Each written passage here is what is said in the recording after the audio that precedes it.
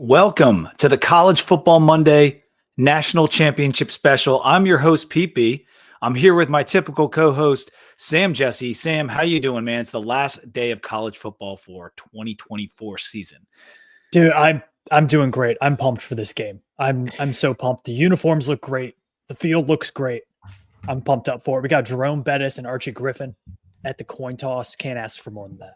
Yeah, dude, they're just about to get this coin toss underway. We're gonna have to talk about a couple things before we start talking some, about the game. We will be updating you on the game as we're going through it here, but we're also gonna have a lot of guests. We're gonna talk a lot of Hokies.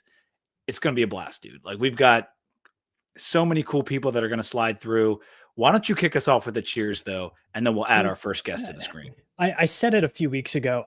I think this is the most consequential and pivotal college football season that we've seen in a very, very long time. And I think it has lived up to the hype. It was one of the best regular seasons we've had. And now we have two of the most storied programs in the country playing for a natty in Atlanta, which has become the capital of college football. You can't ask for more than that. Cannot ask for more. Cheers, buddy.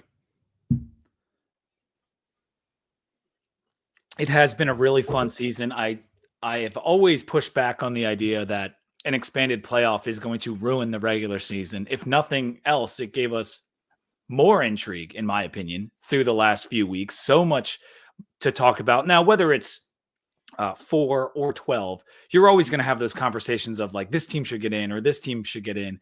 But I feel like with the 12, it provided us so much more conversation and more content for CFB Monday throughout the year. Yeah. Because it works out well too, that the national championship game is always on a Monday.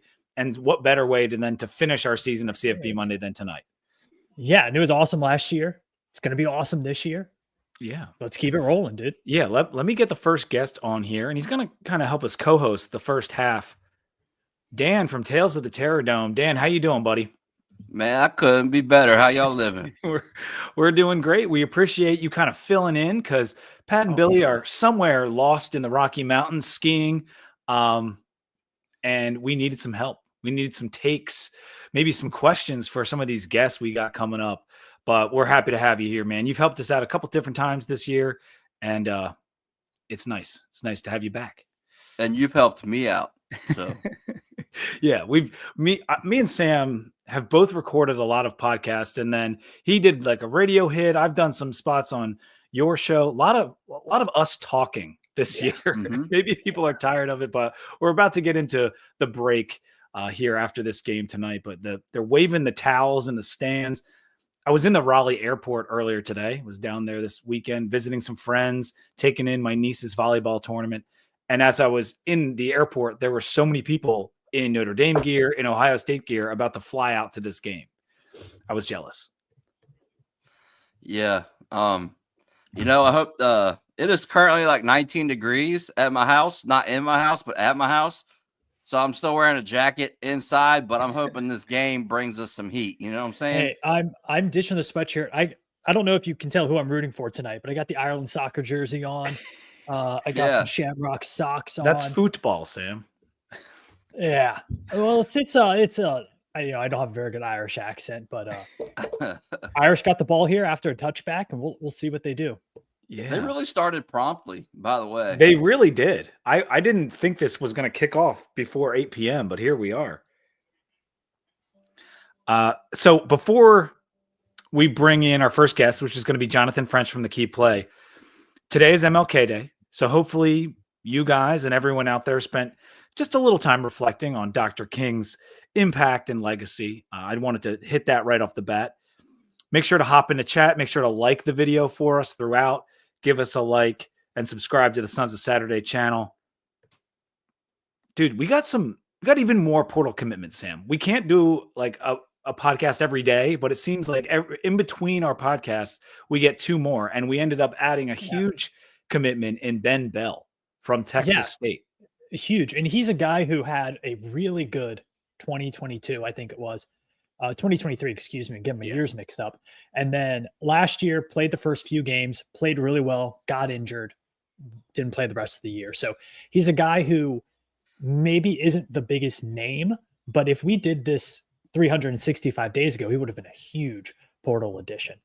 So really, really good get as we see Riley Leonard powers ahead, gets about 5 yards there. It'll be first down for Notre Dame. Do you like how Yeah, he's gonna both have of to- the defensive ends we brought in, Dan, are gingers? So to I was speak. gonna bring that up. Like the one's Twitter name is even Duh Ginger Freak. Like Mhm.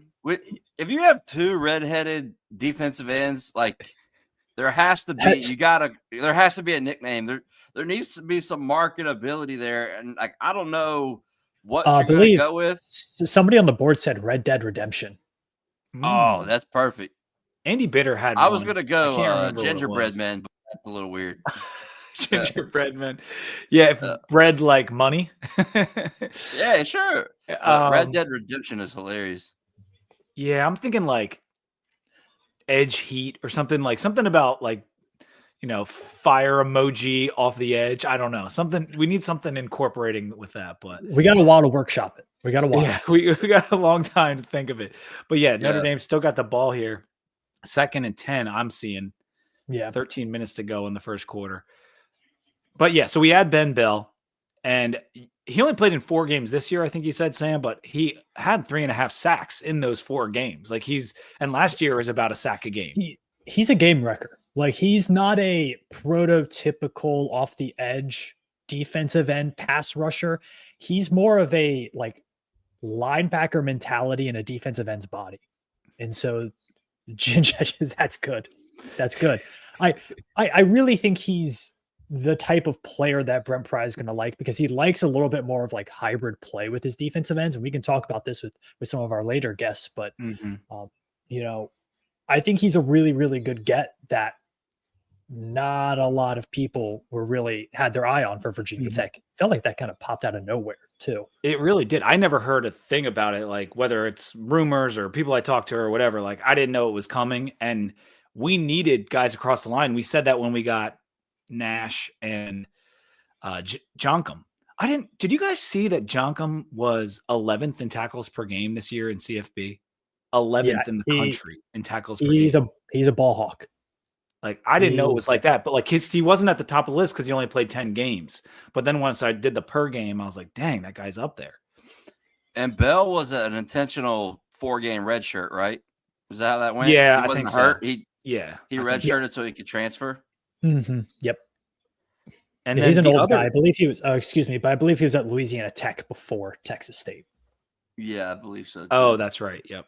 Yeah, he's old. I mean, this is going to be his 6th year of college football, and then we're adding another kid who's going to be in his 4th or 5th or 6th year of college football in Braden Bennett, a running back from Coastal Carolina, comes over. We are loading up at running back, dude. Yeah. Yeah, I'm gonna guess as we have a 3rd down here, jet sweep. Does he get there? Oh, he stopped short. They're gonna go for this 4th down. Notre Dame's going for this 4th, you think? Yeah, it's 4th and 1. You have to on their side. That was like the lateral speed from Ohio State's defense is unreal.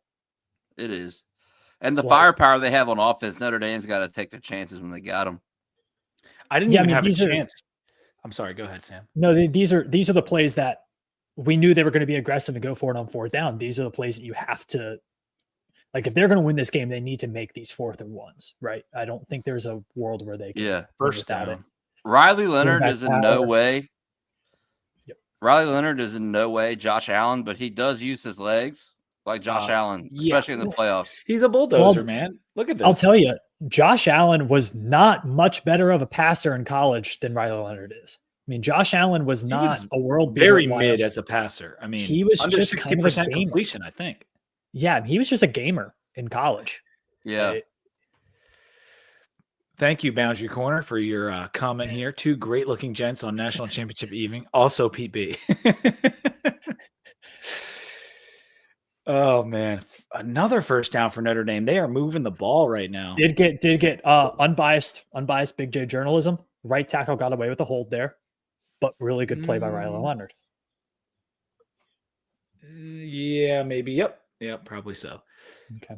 I didn't even get a chance to get your guys' picks before because they kicked this thing off so quick. I wanted to ask your thoughts on like the spread and the game before it started. Sam, you were on Notre Dame, judging by the shirt. Okay. I'm on Notre Dame, and I'm also on a little bit of the over. I think you're going to see more points in this game than you might expect. I just think both teams are going to be a little bit aggressive. Notre Dame aggressive in going for it on fourth down. Ohio State aggressive in taking shots deep.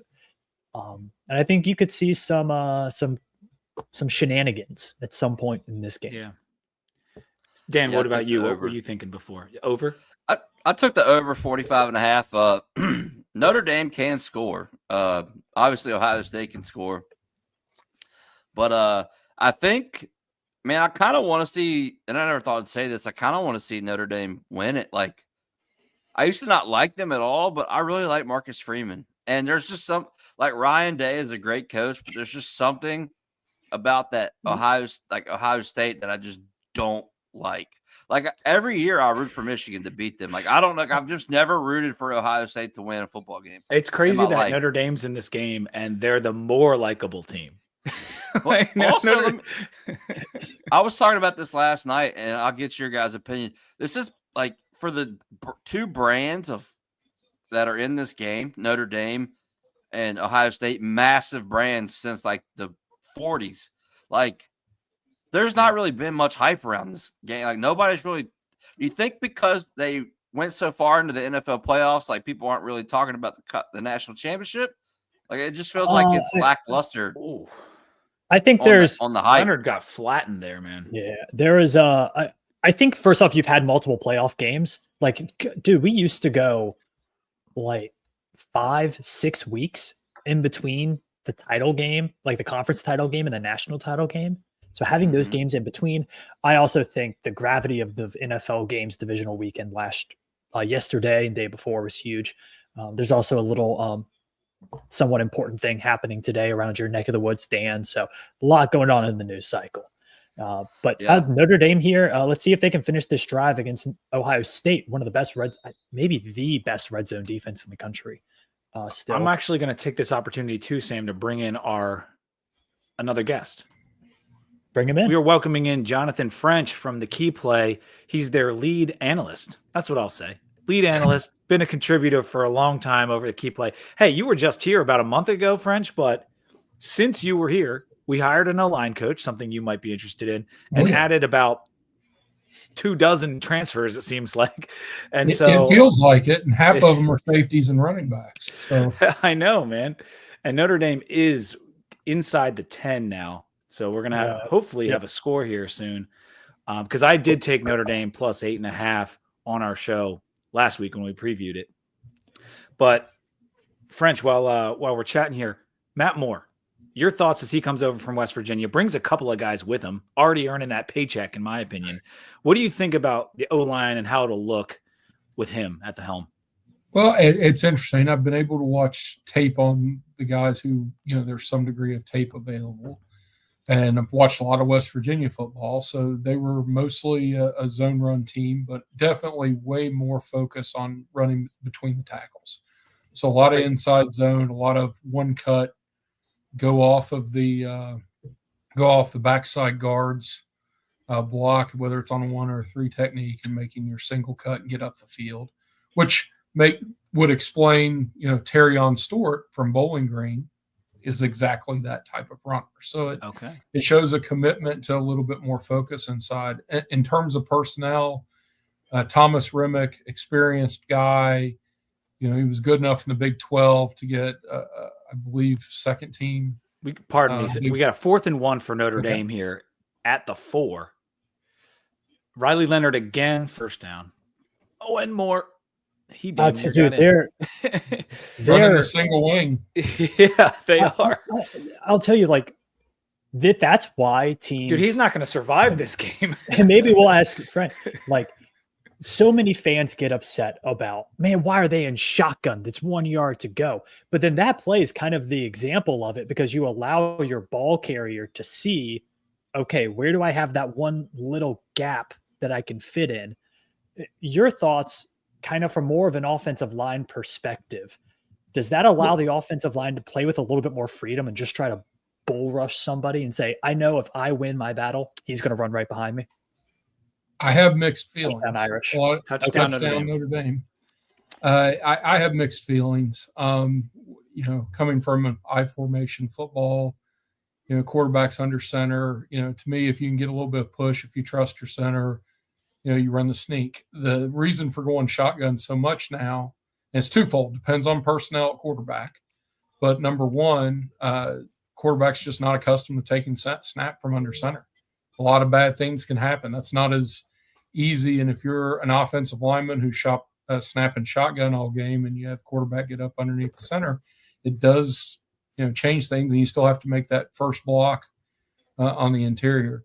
The reason that a lot of teams do it when they have a quarterback like Riley Leonard is, one, you can get the running back involved as lead blocker.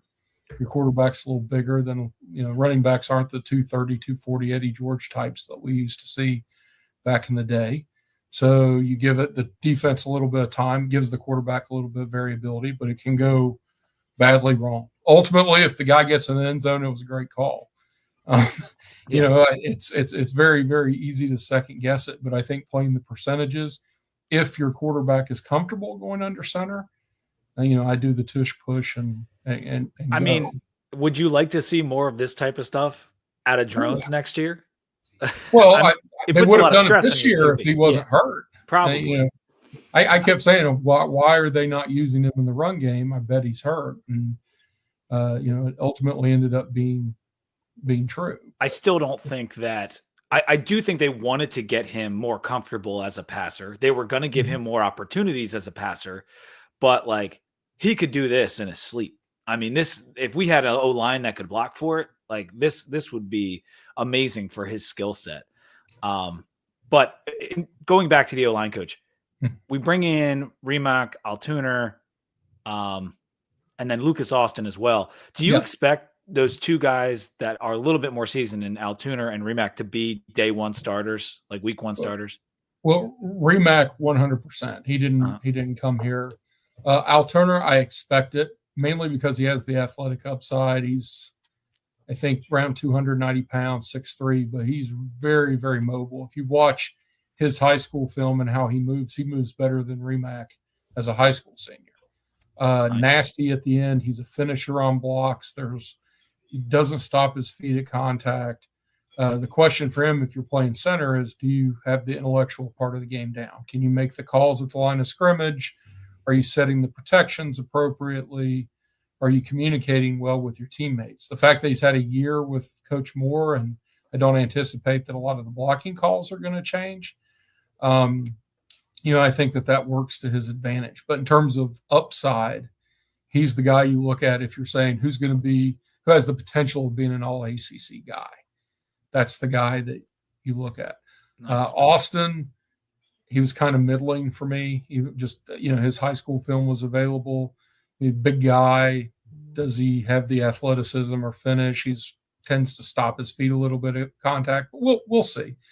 Those are the things I look for, but not everybody can be Wyatt Teller right out of the gate. I do like that they're looking outside of the Virginia footprint because Virginia High School League just doesn't produce big time offensive linemen. I mean, we're looking at two NFL guys and the last, Teller and Mekhi Becton over a pretty long period of time. So you've got to go outside the state to get those guys. My last point on the offensive line would be we're about to see one of Moore's guys get drafted in Wyatt Millham. He just had, was it Frazier last year? He's on, I think he's on the Steelers in the first 3 rounds. He's pretty, just recently, he's put out some NFL talent. And that is super exciting. I mean, it's not that Ron Crook didn't have some pedigree. I mean, he took a team to the playoff as the offensive line coach with Cincinnati. But we talked about it when you were on with me in December that the fit might have not been right. Maybe his heart wasn't in recruiting this year. I don't know, but it wasn't working. And I think it wasn't very good too. Well, that's true. And we weren't bringing in enough. I've said it's all blue in the face. If this backfield was paired with the 2020 offensive line, my God, my God, you all thought Herbert was a special running back.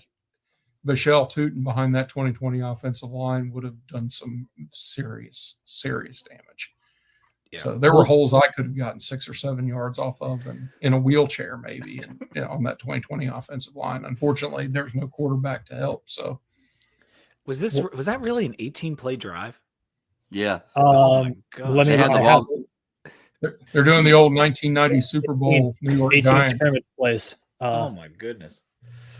Shoot. 61% All right. success rate. So we talked online, talked more. Other portal guys that have come in. You mentioned Stewart at running back. Who else is standing out to you in this portal class that you think could be a huge contributor for us in 2025? Well, before I came on, you guys were talking about the orange crush off the edge. Lack of it, use my 70s terminology there. But you're looking at the portal pickups on defense. And so to me, even though a defensive coordinator is not in place, these are guys who are scheme fits. It would indicate to me they're not changing the scheme. You've got Jonkum, who everybody says is going to be an edge player, and I know he was at Arizona State. I've watched a lot of tape of him at Mike, and to me, I mean, one of the most productive Mike linebackers in the country. So I'm kind of gritting my teeth, and I'm going to put myself out there as the one guy who says he may still end up at Mike. Yeah, I may be dead I wrong. wouldn't mind I'm that. going to be the one guy because I just don't see as much need at defensive end as I do at Mike. And that's not abnormal because Pry, when he was at Penn State, oh my goodness, I'm forgetting Jesse Luketa was his starting Mike linebacker who also played some defensive end. But there's positional variability. Maybe he's a guy who you can put on the edge every now and then and play at Mike if the Mikes aren't being productive. But he's heavy. He fills the gap. Yeah, he has issues in coverage, but they took a flyer on Sam Brumfeld. He was terrible in coverage and not nearly as productive as Jonkman. So, I wouldn't mind seeing Jonkman there at Mike, but it would definitely fill a need and actually it gives us flexibility, right? Yeah, like we're actually gonna use the star to cover somebody instead of blitzing them every 3rd and 12. Well, what's interesting is with this DC being up in the air, will we just play a nickel corner all the time? That's something Sam and I were talking about. Well, you're getting ahead of me there. That's a great question, but you look at the safeties they're bringing in. Multitude of safeties, and of those guys, Isaiah Cash I really like. He's a really, really good tackler. I don't know how he's going to be in coverage, but he was a guy who played a lot of cover 3. They'd show 2 high, and one would come down the box, and one would drop to the middle, and he was good at it, force some turnovers. And one of the, at least at the level he was playing at, Sam Houston's a G5 level, one of the best formed tacklers you will ever see. He is the head at hip level, arms wrap. Doesn't matter if it's one-on-one in open field, if it's a gang tackle, he's in the same body position. I really, really like him. Christian Ellis plays up around the line of scrimmage. He could be, honestly, he could play the star if he's not playing, boundary safety. So again, you've got positional flexibility. I don't know that he'd be a great cover guy, but if you're going to use him the way that they use Caleb Spencer, or at Penn State, the Brown kid. I'm sorry, I'm forgetting his first name, but he played outside, but was in the box a lot, and safety was rolling over top of the cover. He's a bigger kid that even though he's a safety, he brings the thunder. He's not as good a form tackler, but he will knock your head off. And then you look at Sherrod Coville, who I'd love to know more of the backstory on him. I know he played a little bit as a young player, got hurt. Last season, he was actually being used at Clemson a pretty fair amount. He started against Florida State. He was in the game first series against Appy State. But as the season went on, he sort of fell out of the rotation. I don't know if he told the coaching staff he wanted to transfer or what the reason was. But he was playing more in a nickel-type, star-type role. He was around the line of scrimmage, usually lining up on the slot. And he played really well against Appy State. I'm still looking for a good film against Florida State. So positional flexibility at that spot. You have guys who can, move it's around. Crazy. I mean, we talked about the number of safeties Sam and I did last episode. It's like 9 guys right now, which means they're not all going to be here come fall. We're probably going to lose some guys that are in house. Maybe one of these transfers will end up jumping back in the portal. I don't know, but it's too many at the position right now if guys want to play. Yeah. Of the guys who came in, the one that impressed me the least was the kid from Rice. He just he was sort of a last line of defense guy. He wasn't playing up in the box and fitting, and I didn't understand the fit there. Watching it, I was watching him going, I don't know why you use a scholarship on this guy, but maybe they see something in him. And they got extra scholarships now. They got extra scholarships. I also think something to point out. Watching that game against Minnesota, I know it's a bowl game. There goes Henderson. Yeah, broke a tackle, run away from guys. Man, he's such a physical monster. I don't think they were ready to go into next year with any of those guys who played DB. In some of those aspects, I think you saw the depth there, and it was I don't know how much better this is going to get year over year. You need to bring in guys there, and also that's a position group we've seen it last year, especially, or 2 years ago, excuse me. Safeties kind of get injured a lot. You get targetings here and there. You can't go into the season with 2 or 3 guys. You got to be deep there, and so, man, they're. I'm sorry, we're looking Jeremiah at this. Smith, yeah. That wasn't Smith. I'm sorry. It's number one. Like, dude, every player on their team is so big, strong, so fast. It's crazy. But I think it's been a really good portal crew. And Dan, and maybe French too. We know the X's and O's and we know the fit and stuff, but like the vibe seems to be so much higher right now with Virginia Tech football going into 2025 than I thought it would be a month ago. Does it feel like they have checked all the boxes that they need to in this transfer portal window? Yeah, I'm a pretty optimistic person, I would say, and I was pretty over it. Like I was. You're saying like after the Duke game. Yeah, I went first week of the portal, I was just like, I don't know, dude. Like, it's spooky. But I think they were aggressive, and I think they addressed a lot of needs, depth, and starting level. I wonder if they'll bring in 1 or 2 more. Who knows? But I do feel like Pry, if he's going to go down, he's going down swinging. And that's refreshing to see. It's been shocking how well, and this is something we're going to talk about in the second quarter with Colby Crawford, how well they've done in the portal considering the season we've had. And like the vibes being so far down after Malik Murphy gives us the double birds. It wasn't looking too good. And then we beat UVA. People got excited about Pop. But you know, we make the firings. We don't hire anyone super quickly. We still don't have 2 of the positions announced, and yet they're able to just keep bringing in guy after guy. I don't think, even in my wildest optimism, I think we'd have 19 portal guys. Like we've never done this amount of addition. Now we needed to, and so maybe it's the first time we're in this position in this modern era to add this many, but. French, are you surprised by the number and how the caliber of some of these guys that they brought in? Well, I think Dan hit on the big thing. This is probably going down swinging. I think he knows that the personnel on the roster this past season at key points wasn't good enough and wasn't going to get better no matter who was doing the X's and O's. I think that's a realization. It's a hard realization because we want all the kids who come to the program to be successful. But just matter of fact is they weren't going to be able to get over the hump with key positions being as poor as they were. Yeah. And on top of that, they're losing maybe the best defensive tackle that the Hokies have had at least since Tim Settle, if not since J.C. Price with Aeneas Peebles. You're losing a guy who put up double-digit sacks. And you don't just replace those guys, and you can't just expect, well, everyone else is going to get better and make up for it.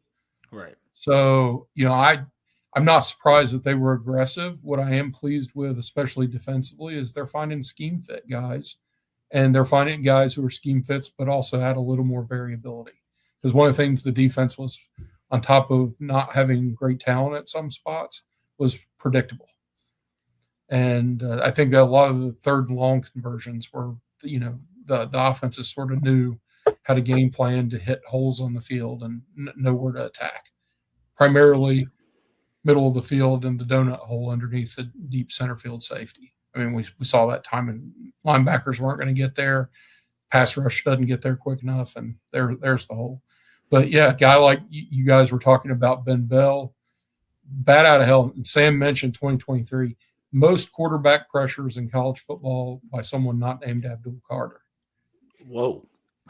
Yeah, That's impressive. he's 13 and a half sacks, but most pressures. He gets there. And I'll tell you who his best friend is going to be. It's probably the guy that you're going to have in man coverage out on the outside, like who we're going to have coming up next here. Well, if he gets a defensive tackle that can eat double teams, that's going to help too. That's going to let's go. Hey, let's go. Give me a Tim but Settle he gives type there in the positional middle. versatility because, as you mentioned, he can play like a linebacker. Texas State, he would drop off into the flat. He would line up inside. He is going to be their APR. Now, there's some things he does better than APR. There's some things he definitely doesn't do as well. I hope the safeties are comfortable coming into the box rather than having the end spill outside, because at least at Texas State, he never spilled the ball. He was sort of like the way Marshall's defensive ends played. He was bat out of hell, off the edge. He's trying to beat the offensive tackle around the outside every single time, and he's damn good at it. But you better have your safety coming up and filling that space, and teams are going to try to run lead draw and sprint draw and trap, and they'll do all that. And again, when you're having to go down to the G5 level, get players, and the reality of the business of college football now is you have to use those as developmental guys. Same with the Nash kid from Mercer. Twitchy, scheme fit, hits that gap. He's pretty responsible. He's also 275 pounds. Right. Plays game in, game out. Is he going to start getting washed out? But, you had Gilliam. He's doing spot duty. He could be effective. I think he's top 4 rotation. I don't think he would have agreed because he was pursued. He had a good game against Alabama, and that got some people's attention. Gotcha. Well, listen, French. I don't mean to cut you off, but we're entering the second quarter, and we've got. All day. Yeah, I know. We're having fun here, man. That was a fast quarter too. It really was crazy fast. Speaking of fast, Judkins cut back. It'll be 2nd and 3 here. Well, we're going to bring on our first guest of the second quarter, French. Thank you for being here, man. Thank you as always for your analysis. We'll see you again soon. All right, I'm bringing in our first guest of the second quarter here. Sam, I'm gonna put you in the lead chair. All right. And we're gonna add Mr. Dante Lovett. Welcome to the show. Thank you for having me on. Yes, sir. Dante, we are doing great. How are you doing, man? How's the start of the offseason treating you? Doing pretty good. I took a little trip to relax after the game and just get healthy and come in ready to work for the wintertime. Yeah, so we got Jeremiah Smith walking in the end zone right now. Yeah, so I'll just ask you this: how would you cover Jeremiah Smith? Play man, because I seen what Texas did. Everyone thinks Texas like doubled him. They really didn't. They were in quarters.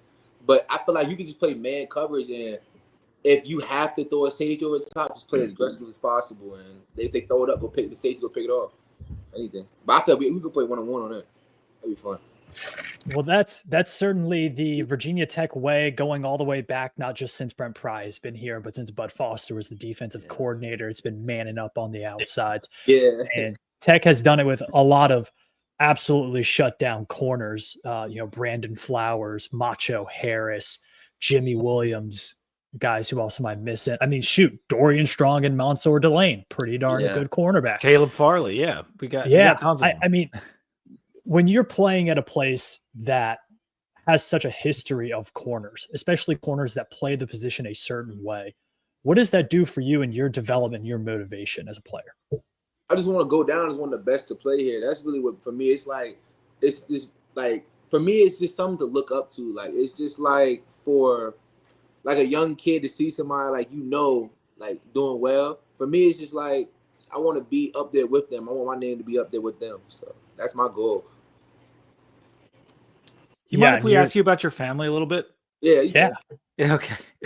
I didn't want to get too personal, but some fans out there have probably seen a post or two from your mom. She's a big supporter of the team.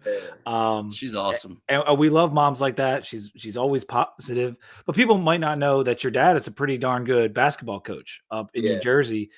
Recently won back-to-back state titles. I live in New Jersey, girls high school state titles, and now he's coaching at Siena.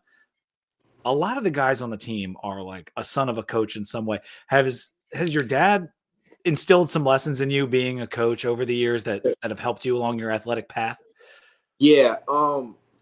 Things he taught me always like how to like work with coaches, always how to like to be coachable. That's one thing my dad always instilled in me. Also, my mom. A lot of people don't know my mom was an assistant coach in college. Also, my mom also played Division. Oh, cool, nice. So a lot of people don't really know. Both my parents played Division I basketball. So for me, I learned a lot from both of them, and just being able to just have parents like that was a big help for me to be able to be coachable and just be a kid who knows how to play the game. Because there's a lot of kids out there that really don't know how to play the game, who get caught up not knowing how to be coached, not knowing how to stuff. But me, I'm pretty well being able to be coached because of my dad and my mom. So you seem to have a great support system. Yeah, absolutely. And Dante, talking about the coaches, you have Coach Cheetah. He's a fun guy, obviously dresses eccentric, but tell us about him as a coach. What is he like on the practice field? It's spring ball. It's 78 degrees outside and you're sweating. Yeah. What's Coach Cheetah like? He's just funny. Like for him, he's a really good coach where he teaches us a lot as like life lesson wise. He teaches us a lot. So with him, a lot of people don't really know like the things he tweets is a lot of things he preaches to his players. So it's definitely he's definitely a really good coach especially when it comes to outside of football also. So he's definitely a really good coach. Are there Dante, what's up, baby? What's up? Oh, my bad. I didn't mean to No, cut you're you good. off. Go for it, Dan. That's part of the StreamYard experience is not knowing So, when the other person's going to talk. My guy, you're entering. First of all, send me your shirt size. I gotta get you a Terradome cheetah print shirt. Second of all, you're the OG in the room now. You went from the young kid to now you're the leader. How have you prepared for, I guess, that transition going into year 3 and now you're leading the room versus being in the room? It's a big adjustment because I was just thinking about that at the bowl game where I'm going into my junior year and I'm technically probably the oldest one in the room, which is actually crazy to me because it's like I was literally just a young guy. Sorry, the dogs are going crazy right now. But, It's okay. Mine's asleep, not even watching the game. Stop. I was just a young guy, and it's crazy because just that fast I became a true junior, and now I'm the older guy in the room, which is crazy.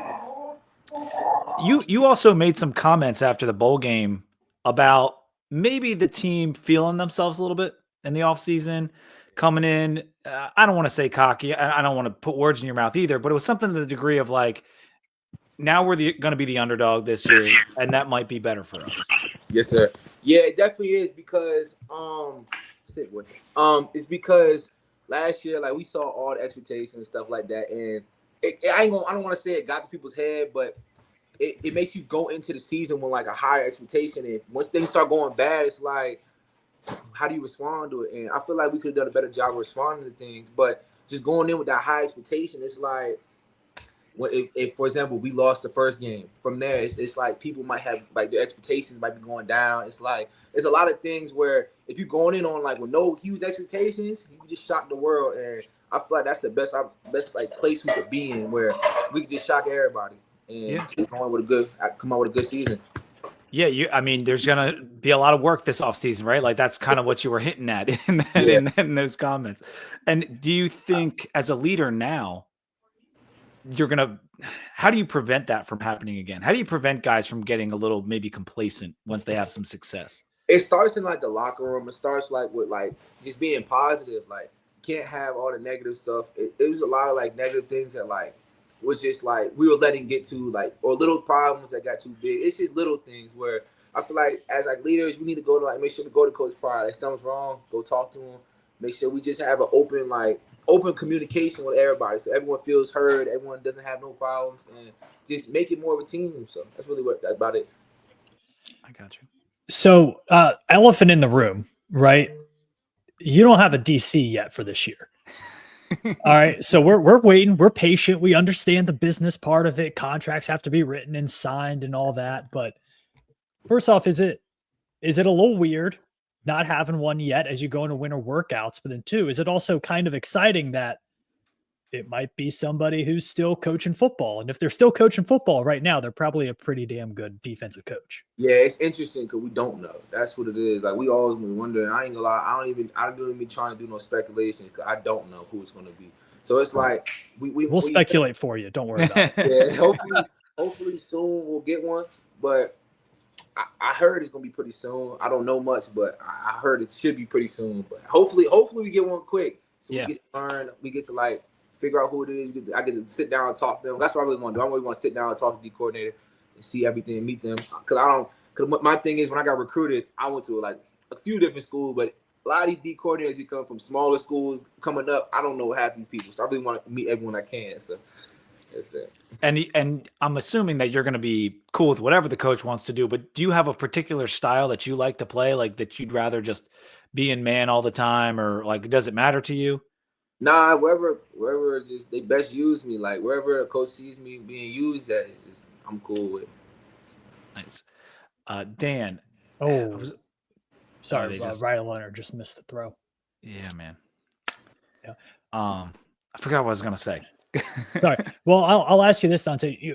It'll be a new defense coordinator, right? And we just talked about all the transfers being brought in on the defensive side of the ball. How important does that make spring practice? Getting all those guys together, getting them all meshed.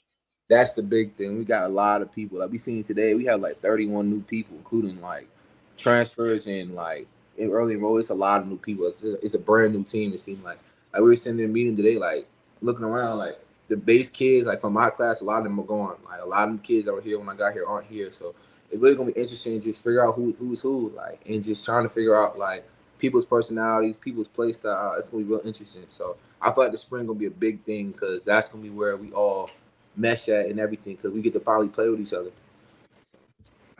Well, the off-season adversity, the dog days of winter, all the workouts, all the early wake-ups, the I don't want to do this shit right now, all of that, you were good at overcoming that because in the Duke game, it didn't start out so hot, and then all of a sudden it was like you locked in, changed the cleat, changed the cleat, and you were ready to go. Yeah, that was a tough one. Hey man, what a play, Riley Leonard. We'll see if he's in bounds here. Yeah, that was nice. That's what makes him so good. He's not the best passer in the world, but he can extend plays just about as good as anybody else in college football. We got a flag here though, and I didn't holding. Yep, there it is. Well, man, Dante, 15 yards penalties on this drive for Notre Dame. We've talked about all these old guys walking out the door, right? You're the veteran now. Which one of those teammates though impacted you the most, whether it was on the field or off the field? Just maybe an older guy who put his arm around you and helped you out, or whatever. A couple. The biggest one that's not here no more, my biggest one that really like helped me like to where I'm at now is Derek Canteen that transferred out. He was a huge help. Like the way he worked, a lot of people don't know how hard he worked. He's one of the hardest workers I've ever been around. And he was my roommate for travel games. Dorian Strong took me under his wing.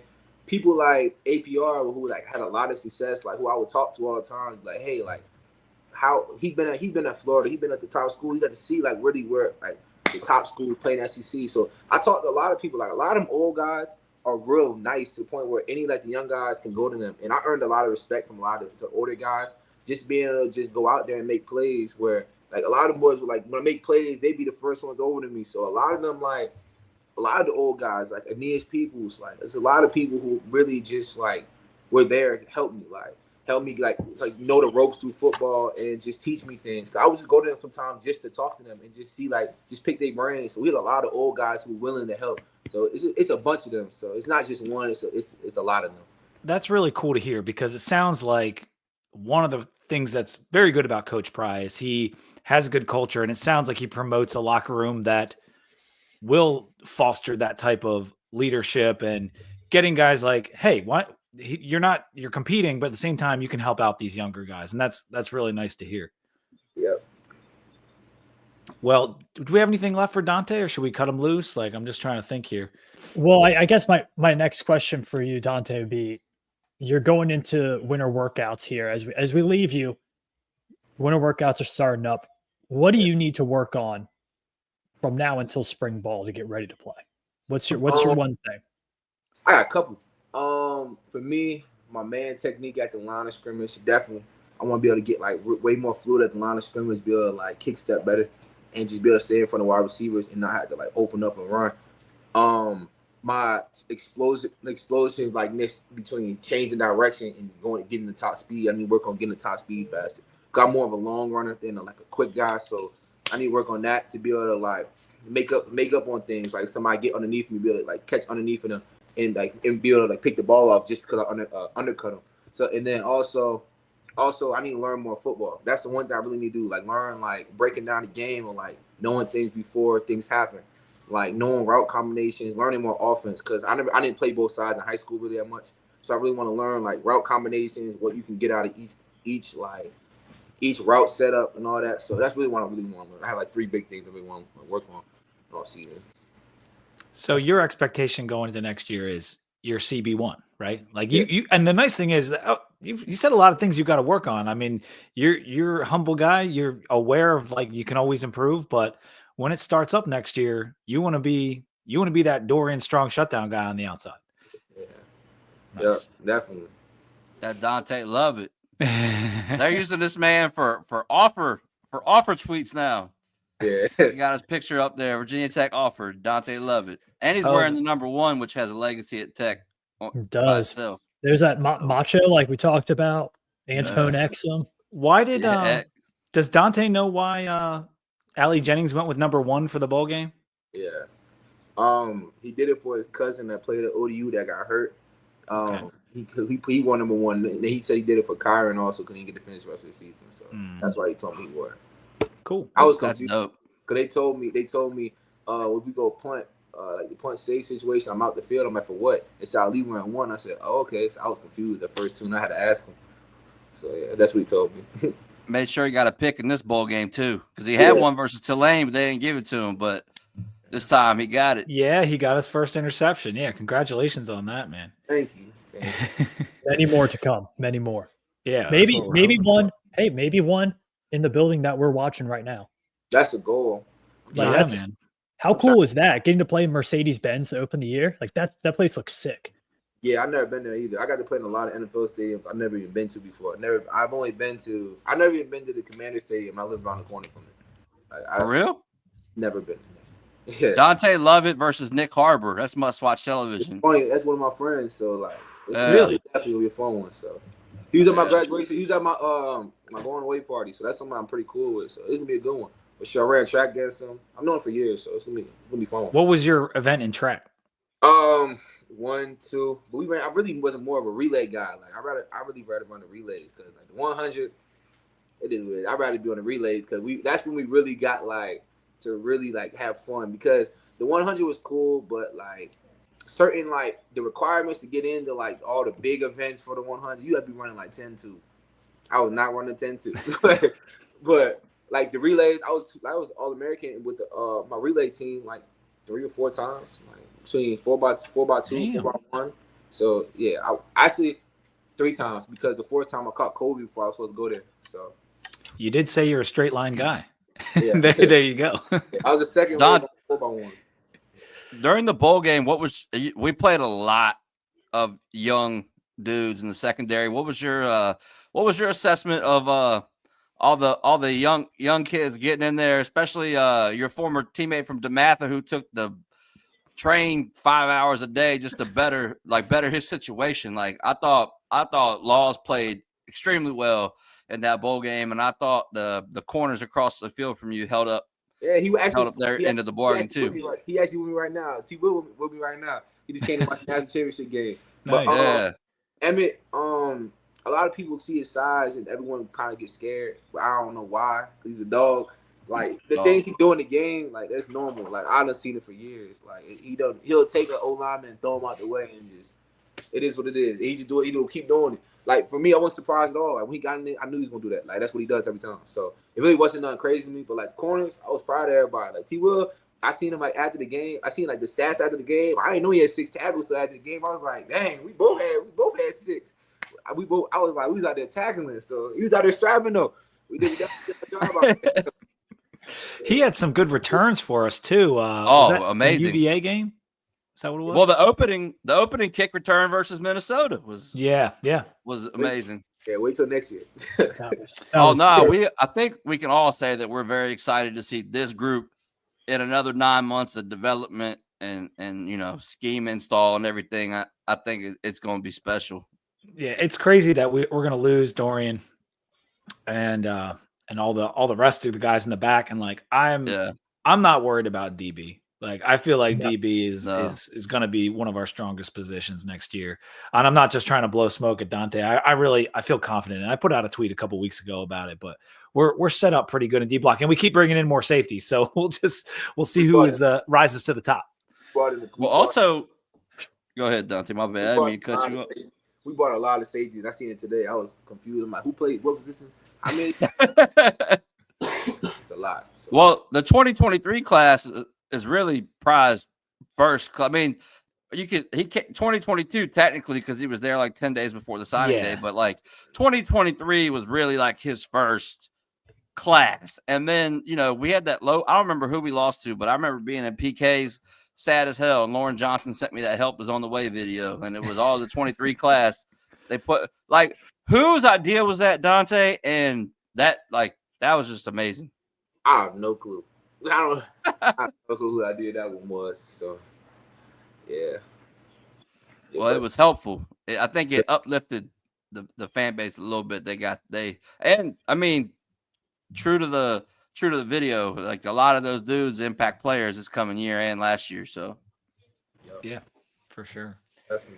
Well, listen, man, we'll let you enjoy the rest of the championship game with your buddies. Have a good time tonight. Enjoy the rest of the game. And thanks for coming on with us. No problem. Thanks for having me. Yeah, absolutely. See you, Dante. I see it. Take it easy, man. Yeah. All right. Now that was great. He's awesome. Seems like high energy. With a big third down at midfield. Howard's going to scramble and pick it up easily. It just feels like the team speed of Ohio State is starting to show up a little bit in this game. I know we're having a great talk with Dante, but it's like every 2 or 3 plays, they're just outrunning somebody for Notre Dame. We hadn't really seen that so far. Yeah. Both of these quarterbacks are just like, they're just like watching Josh Allen play Josh Allen. That's what Pete, Absolutely. this beer, you would like this beer. Oh, yeah. Oh, so is that the Commander's beer? I guess. Yeah. Technically, you don't want to drink it this weekend, but No. It's called Two-A-Days. It's a hazy IPA. It's very light, very easy.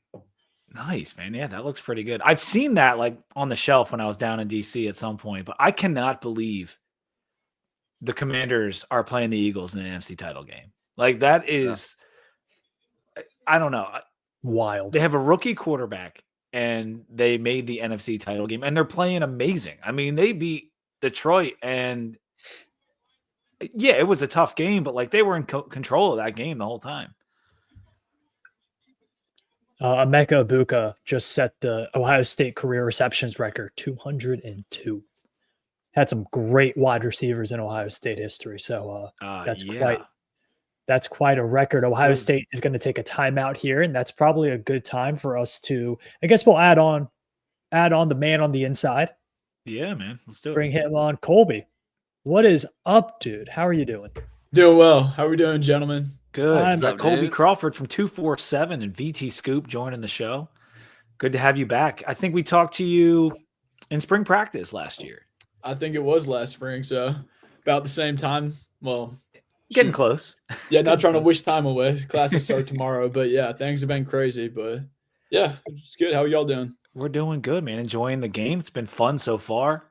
Yeah. How about that first quarter? Flew by. I was watching it. It was over. I kind of felt bad for French. Like it was over so quick. We cut off our first guest. You guys clutched up for me. I was in a meeting and I was watching the game in the meeting, like not really paying attention. I was like, all right. And then I was like, oh, the first quarter's done. I got to come on this in like 2 seconds. So Colby Yeah, Crawford yeah, shout out. Appreciation Appreciate the comment from love. BC. There we Yeah, go. you've done an awesome job at doing what you're doing, which is like I think people don't understand how tough it is to cover recruiting.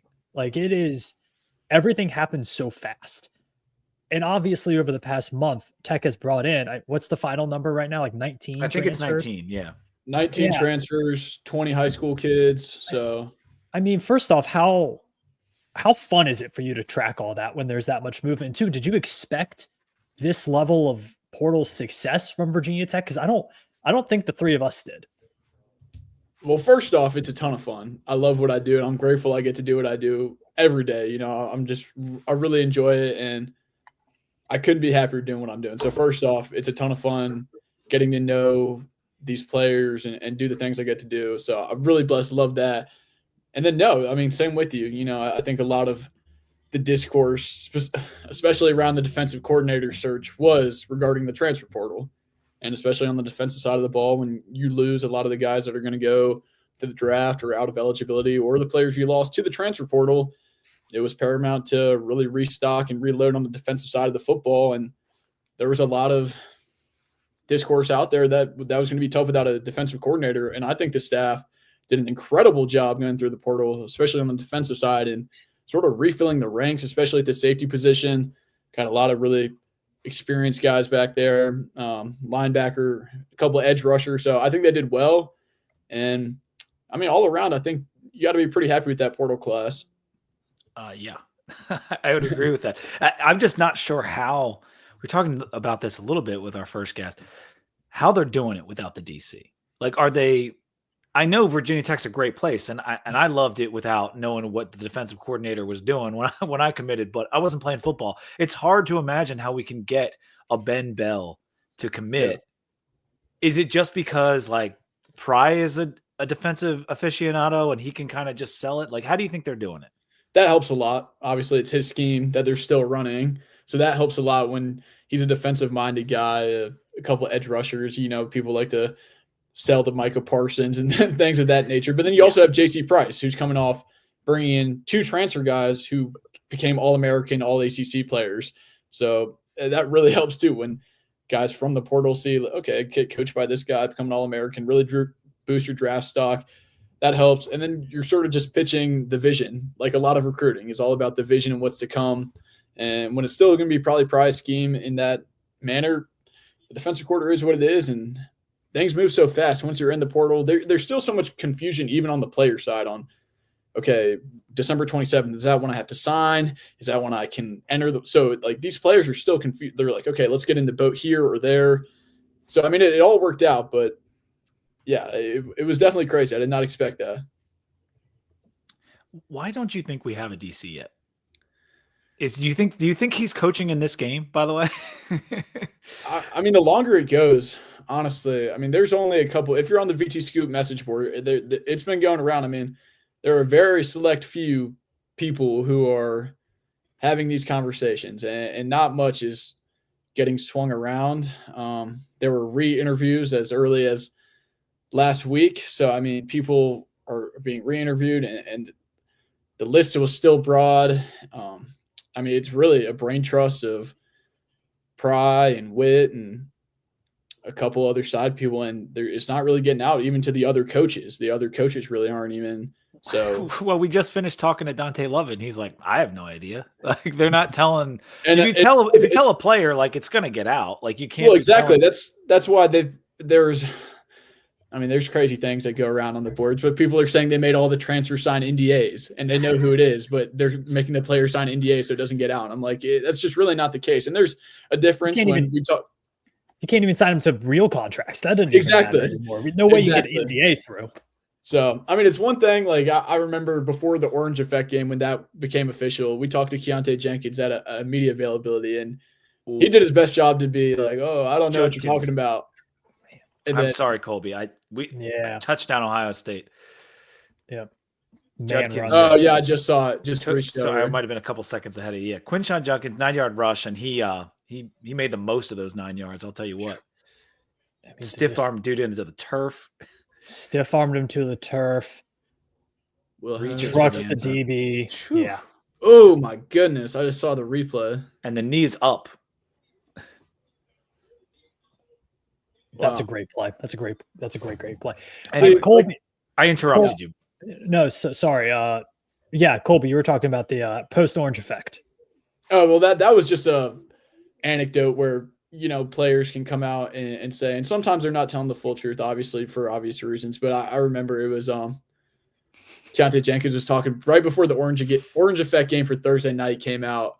He was like, "Oh, I don't know." So I don't think Dante Lovett or whoever other players you have on are yanking your chain when they're saying they don't know. I mean, I really just don't think in this instance. And now it's gone on for what? I think Wednesday it'll be 6 weeks. Yeah. So yeah, I mean, it's getting longer and longer. But we got to be days away. Like I agree. I believe like maybe a day away. Like it's got to be close. I think I'd be happy to say within the week. Okay. Now there will be. I mean, there's still other staff announcements that have to come. Yeah, we and need a strength and conditioning coach as well. I think those will come before the larger announcement.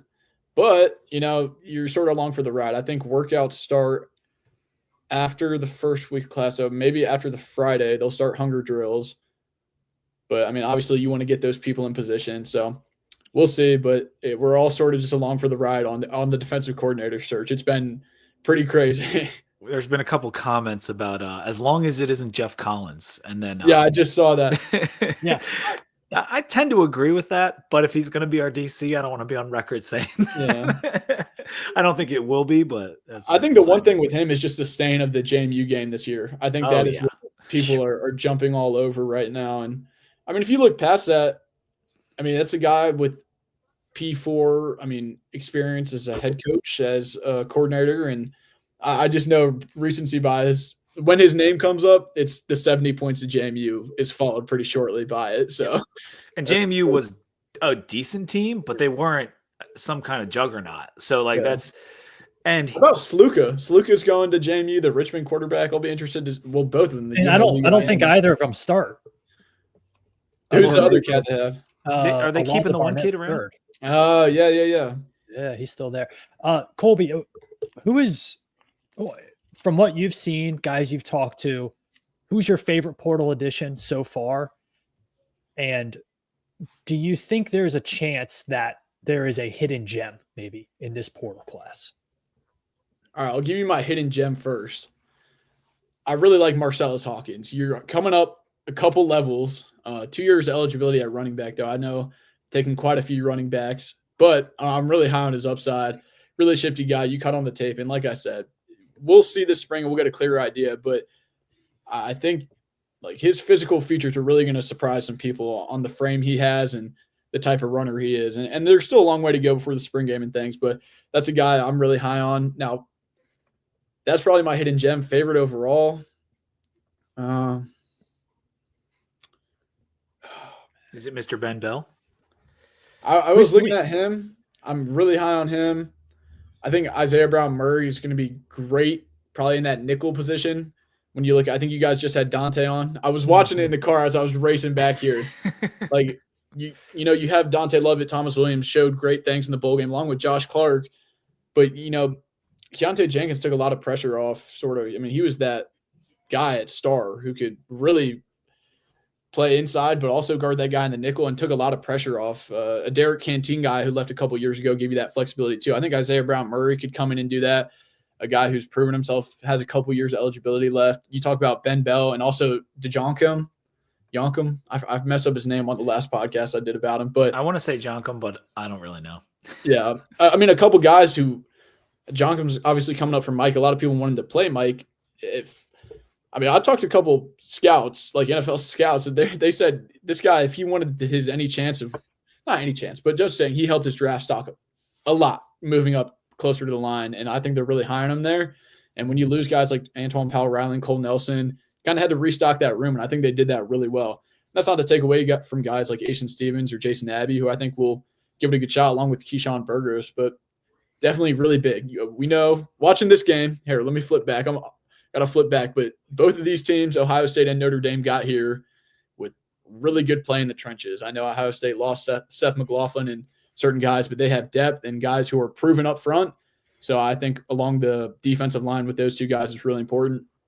Met with Jazari Priester, the Hampton defensive lineman recruit, briefly over the break, just locally. And that's a guy who I don't know if I've ever seen someone who carries 300 pounds leaner. I don't like, honestly, like a guy who's every bit of 300, like weighed in, and he looks like he's 215, 220. And I'm really excited to see what he can do. 3 years of eligibility, really raw. But, I mean, someone who looks really dynamic. And then on the offensive side of the ball, I'm really excited to see what Matt Moore can do with the players that are still here and the guys he brought over. So I think there's a lot to look forward to, but especially in the trenches. I think you kind of – I mean, you're really stocking in the skill positions, but I think as we know this year in certain things, the trenches have to sort themselves out first. Yeah. No, we are doing a great job of loading up on those lines. And it's happened later in the portal. Like the Nash and John come in, and then Bell comes in, and it's like, oh, all of a sudden the D line's like reloaded now. And you have to do that. Like with losing Peoples and APR, those are gigantic losses. And the only way you're going to try to fill those shoes is combining people. Cause like those are two amazing players. You're not replacing 20 sacks or whatever. I mean, it's two All-Americans. It's you got lightning very close there. And it's funny, we're going to do our all Suns team in the fourth quarter, and there were votes for some of these guys that VT had on the D line. Notre Dame just fumbled a shotgun snap on 3rd and 5. It feels like in the last 15 minutes of play here, the plays that have needed to go Notre Dame's way haven't, right? They haven't gotten off the field on 3rd down defensively. They haven't picked up the 3rd and medium on offense. I'm a little bit worried about Riley Leonard as a passer. He does not look comfortable in the pocket. He's sitting back there hopping around. He has not been accurate with his throws. They've got to find some way to spread the field. I just saw someone commented and said that they hurt themselves. I watched the first drive and a couple other drives. I mean, he ran it pretty much every 3rd down or 4th down package he was in. I before the game, and I'll get to Nathan's question right here. Before the game, I said the two things were they had to run the ball, which they did on that first drive, just sort of meandered, but they're going to run a lot of man coverage. And I mean, they've run man all year, and that's tough against Ohio State front where you got Jeremiah Smith and Igbuka and 88 and all those guys. So we'll see how it holds up. And you turnovers. If you watch the NFL playoffs this weekend, turnovers is really the difference in ball games. So, and then going on, are there linemen from West Virginia starter ready, or do you think we need to add some more? I mean, I'd personally like to take 2 more guys right now. The House settlement has changed things, and like that hasn't gone into effect. It goes into effect July 1st. So while you do go to 105 scholarships, at the moment until then, you have to operate as 85. And I believe, right, I don't want to misspeak, but 91, 89, somewhere around there. So now. Oh, I mean, I elephant in the room with bringing in these transfers, right? Is guys is going to leave. And guys are going to leave post-spring when the next portal opens. And I think like, hey, we brought in a lot of ball carriers in the running back room. Some guys are going to leave. Like, it's just how it works. We brought in a lot of safeties. Some of those guys are going to leave. Do you think Virginia Tech is, and this is, I didn't plan on asking this question, but it's kind of popped into my head. Do you think they're set up for some depth pieces to leave in the spring? Do you think they've done a good enough job bringing in players? I think they've done a great job bringing in players. I know it was obviously at safeties and running back. A lot of people thought they overtook, but when you look this year at the safety position, you were thin. And then at running back, when Bashal Tootin got hurt, you were kind of thin. You were probably looking for a little bit more production there. So and PJ as well. I think we forget about PJ. Yes.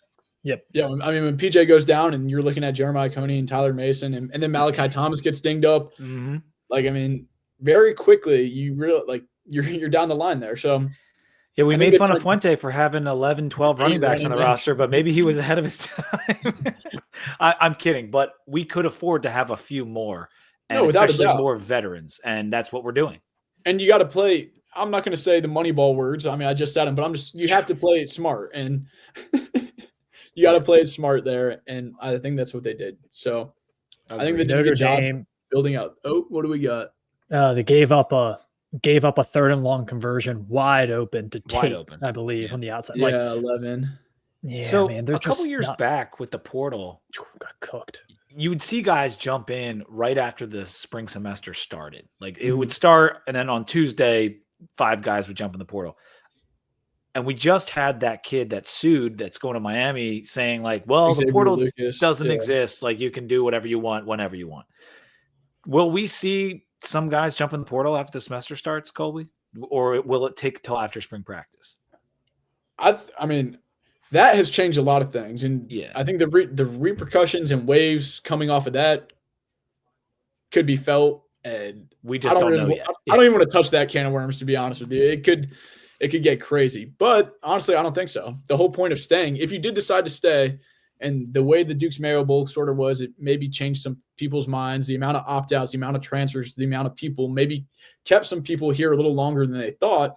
But now you have an additional 15 practices to get the eye in the sky filming you, get more practice reps. You got all the bowl reps, hopefully, that if you wanted. So now you're just gaining more film to go in the spring. And well, we know the spring is going to be a little bit more sparse compared to the winter window.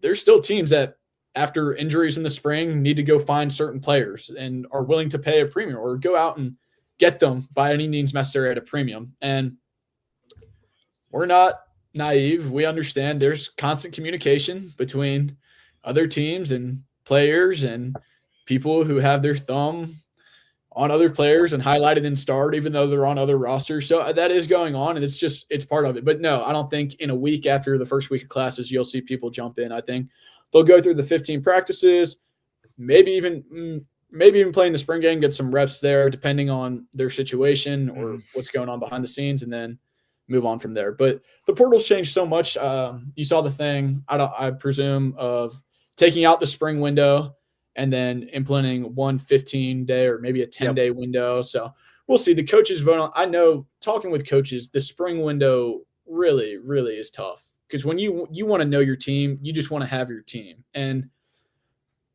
that's why, like, there's no point in me doing a projected depth chart, like talking about the West Virginia O-line. That's what I'm saying. Like, I would love to come on here and be like, this is what I think, but you just don't know. Like, so much can change. Even like, think about how many valuable reps Caleb Spencer had to play this year, and he wasn't even on the team until summer. Or I mean, APR was a spring. APR, exactly. Yeah. So it's like, it really is hard to come on and project this is the starting offensive line, this is going to be the starting, because there's so much can still change. Now, a year from now, and I'm not saying I want that to change. I want the players to be able to have freedom and be able to move, but I do think probably the best thing going forward, or at least a Band-Aid fix for now, is probably going to that one window in the winter. But yeah. Well, we're here at the 2-minute. What do they call in college? 2-minute 2-minute timeout. timeout? 2-minute warning. timeout. 2-minute warning. No. 2-minute warning. We're going to call it what it is. Notre Dame needs to stop. It is 3rd and 7-ish.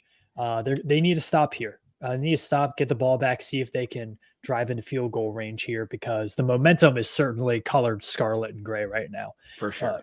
Colby, what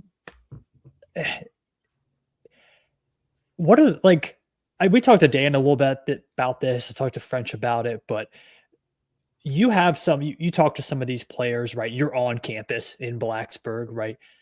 The vibe from right now about Virginia Tech football compared to what it was a month ago is way different, even without a defensive coordinator hire. And I think whoever that DC is, I'm going to guess people are going to feel pretty good about it, knowing the candidates who they have left. How big of a switch have you seen with the vibe of this program going into the spring and winter ball of 2025? I mean, I think it's exciting. You don't want to pump sunshine or whatever it is. Obviously, it's different when a team was expected to win 8, 9, 10 games and you end up with a losing record. Like, I just got back a couple of days ago, and I was sitting up with my roommate, and he's like, wow, it's kind of crazy.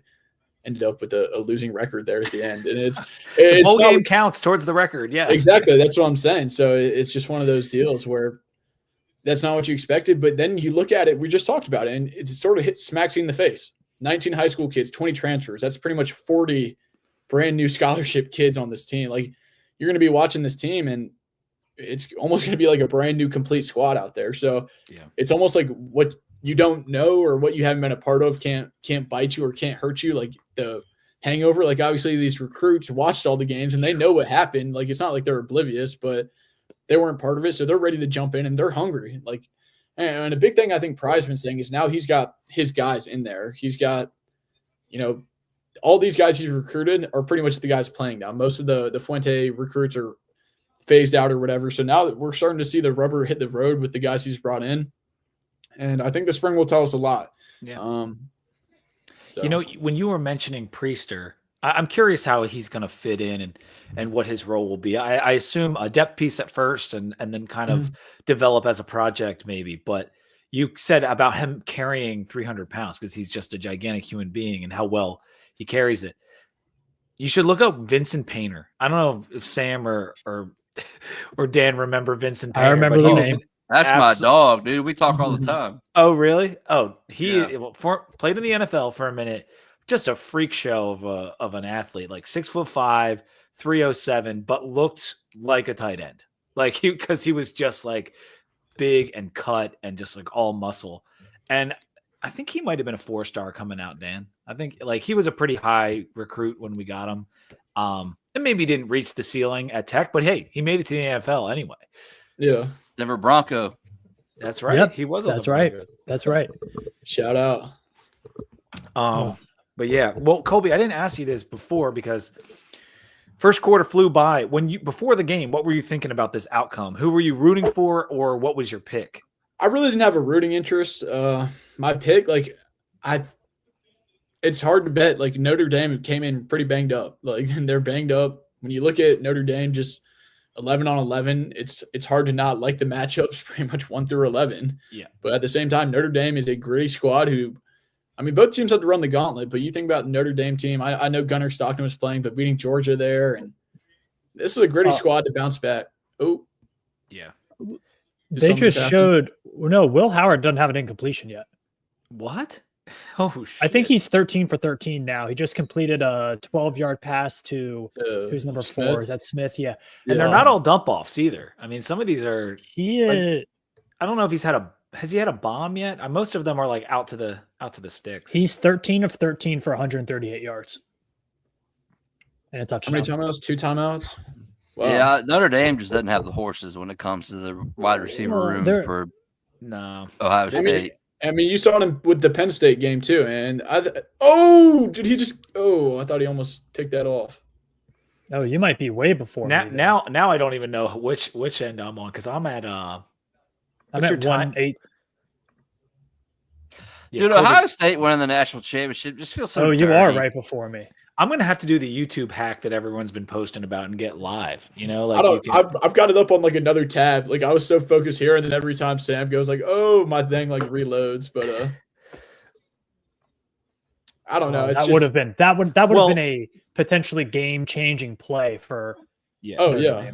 To your point on Notre Dame though, Colby, they are a gritty squad. They have that Arizona State about them, right? Where it's like they don't have the horses, but somehow they're competing and they go out and they beat that Penn State team despite losing multiple offensive linemen in the game. And right now they're covering the 8.5. I don't know if it's going to stick because Ohio State looks pretty tough right now. It was 8.5. But it was 8.5 when Sam and I recorded. Yeah, I got it at 8.5. I didn't know. All right, well, I feel like that's pretty fair. Dude, I mean, this is not looking great for Notre Dame here. Yeah, it's really not. Ohio State might they're going to put up. There's always the back door in these games. True. And I just feel like remember halftime for Notre Dame last game. Yeah, they're good. Well, they were only down 7. Well, they're about to be down 14. To a national champion Ohio State. I can't get behind it, man. I don't know. It's just Ryan Day. I just don't like him. I don't know. He's a great coach. I just don't like Ohio State ever in my life. How many titles does Ohio State have since they expanded FBS in 1978? 2, 3. I rooted for them to beat Miami. I think this would be 3. Would this be 4? This would be. They have 14. With Woody Hayes. They have 2002. 2002. They have the Ezekiel Elliott year. 2014. So I think this would be 3rd. This upcoming one, if they win today, would be 4, I believe. Yeah. Okay. Yeah. It's 4. What was the first year, Sam? Woody Hayes. Woody Hayes year won it. Way back when. Yeah, but was it pre-1978? Yeah. Oh yeah. Woody Yeah, Hayes it would might have been have- pre-1978. Yeah. I use that differentiating line because the sport looked a lot different in the 80s than it Well, did they might have to prior make that. something different for this. Yeah. Like, this is my unpopular take.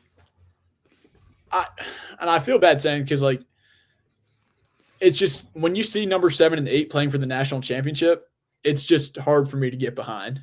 Like, But they're not I'm just- 7 and they. I understand, but Bama Yeah. is talented enough to play Ohio State. Like, Bama on his best day is talented enough to win. I'm just saying, like, the Miami just- Hurricanes are talented enough every year, I Colby, but they don't agreed. win. I agree, but you have to handle your business in the regular season, and Miami didn't, and I just feel like the They Fiesta lost the Bowl, same amount of Sugar games as Bowl- Ohio State. Exactly, but Ohio State's there, and it's like the Fiesta Bowl, the Sugar Bowl, all these bowls are meaningless because now these teams have won them twice, and they can win the national championship in the same year. It's just So I what feel- are you saying, that you would prefer to go back to less teams? That's what I'm saying. Now maybe Okay. it's tougher, but it feels like you've taken the importance off the regular season, and that's what makes a regular, like when you go Lane Stadium experience, Bryant Denny, and Tiger Stadium, like that's what college football is all about. Like these regular season marquee matchups, not neutral site games in NFL stadiums for me. Like, But when did you like see- South Carolina Clemson mean any less because they expanded the playoff? I Like, guess not. I guess you know, not. like, and it meant a lot because both those teams were trying to get into the. Well, that's a rivalry. I'm talking about outside of rivalry. Like, okay. That's fine. when that's fine. Vanderbilt comes to Blacksburg next year, that's going to be a big. Well, that's not a great example. to us, That's what I'm saying. That's what I'm saying. It's not a great example, but I don't know that. That's whatever. okay. It's not If you going want back. less teams, you can want less teams. I don't- think it's I like it as it is. I feel like 8 would have been maybe the best number. That's where I'm with the Yeah. boat with you. I would take 8 before I would have gone to 12, and now they're already talking about 14 and 16. And once we they're walk going through to that keep door- expanding it. Well, that's You what know I'm they're saying. gonna Once keep we're it. at 12, we're not going back to 8. So Yeah. if we're going to No. stay anywhere, I'm going to be happy with 12. But it's just 16 could work well because I think they need to get rid of the buys. I do too. they have to change the buy system. You can't. It's they too put much too of many a, qualifiers in it. Yeah. yeah. I have a the question for you Conference three. champs. Go Let ahead, it rip. So Ryan Day, if they win this national championship, and then next year they lose to Michigan, Ooh. like, what do you think the discourse is? Because Man, He's going to I'll buy tell- himself multiple years. Although Coach O got fired real quick after winning a natty. Well, Yeah, that but was that was different. That was also different. Was it? I mean, why would it be different? because Ryan Day is, like, for all intents and purposes, a good person. I think that helps him out a little bit. Next year, you got Bryce Underwood under is center Coach up O a there. bad person? I just know he liked like 28-year-old women, Well, he sure does. Yeah. or I don't. well, know. That might be generous age. I don't know. Like, I'll say this, and I've said this on our podcast. Spending time in Ohio, having a ton of Ohio friends, being on Cleveland sports Twitter a whole bunch. Ohio State is treated like a professional sports team, like their football program is. yeah, I agree. And it is like the expectation is to win every game and to win every game by 3 or 4 touchdowns. Handedly. And it's like, it's so weird, I think, for us as Virginia Tech people, because we literally just want to be like competitive and good is kind of the goal. For them, it's complete domination. And when you don't reach complete domination, it's going to be considered a failure. So I just think even if he wins this national title, like, dude, they're going to have to replace like Well, it's 15, funny 16 NFL guys next year. It's funny you say that about the complete domination thing, because like I just pointed out, they don't win every year. I mean, Bama's got the 9 titles or whatever it is. Saban kept winning. They were the only team. So that's an Belichick elite comment. Belichick comment, makes- yeah. He's going to play. But like they don't, Ohio State's won 3 times in 40 years. It's not like they win every year. So they complete don't. domination is just not something they're even used to. And they've had lulls like, When was the last time Notre Dame won? 88? yeah. There's like But I Rocket mean, Ishmael. Yeah, that's a whole Before- other argument. Or Before the discussion, 'cause- CFP, there was, I don't know. I wish I had the stat. The CFP, I mean, you had Bama repeating, and maybe that was just a Saban crazy, but you had Clemson winning, you had Georgia winning. Before that, in the BCS era, how many champions was it in how many years? I think USC. No, did USC even win two in like a span? Well, they had a tie. They had one tie. Yeah. And they won one But outright. I'm just saying, like, I'm not begging for parity or whatever. It's but hard even- to win a title, and I get Yeah, yeah. that. I'm just Yeah, saying, oh, like yeah. I was going towards the domination comment Mhm. because they don't do it. Nobody did it but Saban. Yeah. Nobody did it. But Agreed. Saban. And that's why So the- it's an unfair thing to sort of put them under like that. So Yeah. The thing for me, I like 12 teams because for this reason alone, like Coach Pride talks about, and we all talk about getting Virginia Tech back to where Virginia Tech needs to be. And when that was happening, when Virginia Tech was Virginia Tech, if you translated that to now, we are damn near a perennial 12-team playoff team. Yeah, yeah. And that I that think would I did the be analysis on okay it. with me. Yeah. Like home playoff game in Lane Stadium would be ridiculous. By the way, that'd be crazy. That's Yeah. what we want. Who's singing the national bad. anthem? I'm cool with 12. Who's Oh, singing the national that's anthem? fine. You are. Gee, I don't know who would sing the national. Well, I have another question here, and this is dumb. So, if Virginia Tech's playing in the national title game, first off, what do you want the uniform combination to be? And then All second, maroon. all maroon in the natty, and then the end zones for the national title for the college football playoff are black. Would you rather Virginia Tech be in orange or maroon lettering with the black background? Orange. I like because that's a classic one. I always see If the you have to have a screenshot. black background, you have to go orange. Yeah. Maybe you It's get way like better. some lines in there. You could do like a white outline and an orange outline and then maroon letters, something like that.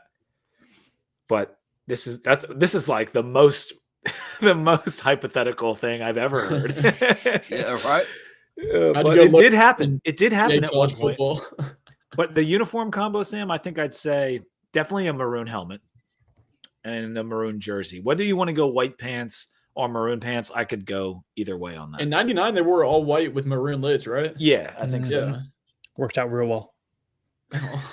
Hey, Mr. Positive tonight. Hey man, No, we were just- in that. We were in that. Hey, game. I came up with a hypothetical where Tech's in the national title. I as positive. I'm about That's to true. bet. Betting. I'm going to take Notre Dame third quarter money line. I can get it at plus 248. Just got it. I think it's worth it. Things went really wrong there. I think Notre Dame just needs to stop here. They've gotten into thirds and long situations and haven't gotten off the field. I think Notre Dame makes this a little bit of a game in the fourth. Whether they hang on, I don't know. But I think Notre Dame's going to come out and be ready for the third quarter. We've got a stat from BT Hokie. Howard now holds the record for most consecutive pass completions in a national championship game with 12. Damn. So I like shout this out. comment. That's so Yeah. crazy to me. Colby wasn't even alive in '99. That's true, and it's depressing for me personally. But Yeah. that's funny. No comment. Yeah. Sam was barely alive. I mean, come on. I was now. there. I was there. I You was were a in? real youngster. Well, Yeah, I was wow. a real little kid. Yeah, I actually. It's Wait a not minute. behind- You were in New Orleans? I didn't know. That's pretty Like, awesome. were you in the womb or what? Yeah, like were you? Yeah. I was were you, alive. How old do y'all think I am? I do. We don't. I mean, you're young. I was there. I was there. Yeah. That's So- pretty cool. Do you have to pay for a seat for like a 2-year-old? Probably not because we Lane don't have Stadium's Man, charging now. swaddled to the halftime. chest. Halftime's not long enough for that ramp, Pete. Yeah, right. All right, listen, we're gonna take a halftime break. Colby, thank you for being here in the second quarter, man. That was a lot of fun. Appreciate you Colby guys as Cornack. always. Yeah, we're gonna take a break so I can get more beer, take a leak, all the good stuff. We're doing third quarter. We're gonna have Benji Gosnell. Should have Dax Hollifield. Should have Tally. Fourth quarter, the Sons of Saturday crews are gonna get together. We're gonna do the All Suns team and kind of have some debate and discussion about that. Dan, thank you for hanging out with us for the first half. Oh That was a yeah, lot of man. fun. Anytime. Yeah, we needed you. We didn't have Billy or Pat tonight, so Dan stepped in. Appreciate that as well. All right, guys, we're going to take a quick break for halftime, but we'll be back shortly. We're back. What's going on, buddy?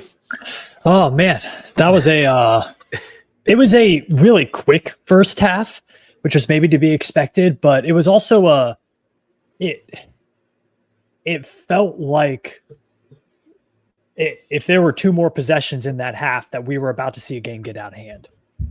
Like, Yeah. I think I really do think, Ohio State's going to get the ball to start here for the second half. I think Notre Dame almost needs a stop and a score here to have a shot in this game.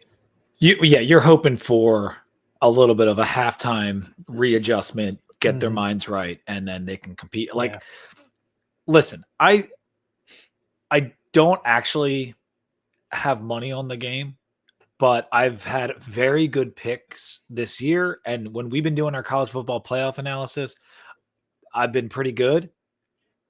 I want to be right. And I want Notre Dame to keep this thing close. I want a nice game in the fourth quarter that, we can get into still. Now, I will say this. Looking around the stadium, there might be a vibe with Ohio State that they've already won this game. And I think that might play into Notre Dame. So, I took Notre Dame third quarter money line because I think that halftime came at the right time. And I think we're going to see them make this. Now, they could get blown out in the fourth. They could get blown out in the third and fourth. But I think Notre Dame's the type of team to respond when no one's expecting them to respond. It's going to start right now. Ohio State lining up for their 1st and 10 from the 25-yard line. Yeah. Wow, you did that like a pro, Sam. I have a little bit of little play-by-play experience with it. Yeah, there was a false start there on the left tackle that they didn't call, but great pass break up there. He was moving. Well, I see our third quarter guest in the chat. I'm going to add him to the stream here. Wait, is he? We are now being joined by Benji Gosnell, starting Virginia Tech tight end. Had a nice year for us. Younger brother to Stephen Gosnell. And Benji, welcome to the show. I'm glad you could join us tonight. Have you been enjoying the game? Yeah, I have been. First of all, I want to say I couldn't find my earbuds. I don't have. That's okay. Don't worry about it, man. You sound good. Okay, perfect. But yeah, I have been. It's been fun. It's been nice just to kind of sit back and watch some ball. I honestly haven't watched much. I've been watching the playoffs, and I watched NFL yesterday for the first time in months. Oh boy. Yeah. Judkins found a crease. I hate to say it, but that kind of feels like ball game. I hate to say it, but dude, their running backs for Ohio State are just studs, man. I mean, Judkins and Travion Henderson are just monsters, and Judkins is standing out tonight for sure. Oh, they caught him. Yeah. It's just, I mean, the vision there is crazy. He cut back 3 yards. A lot of NFL talent. And that's going to segue to my question. And I don't want to start off a segment with Benji by asking about his brother, but you guys had a funny exchange this week on Twitter because Steven said, "Hey, I'm going to the NFL because I can't go to college anymore." And, you had the meme that you sent back and everyone had a good laugh, but it is pretty cool that he's going to get a chance to play or at least, work out for some teams and that kind of thing. What do you think about your brother's chances in the NFL?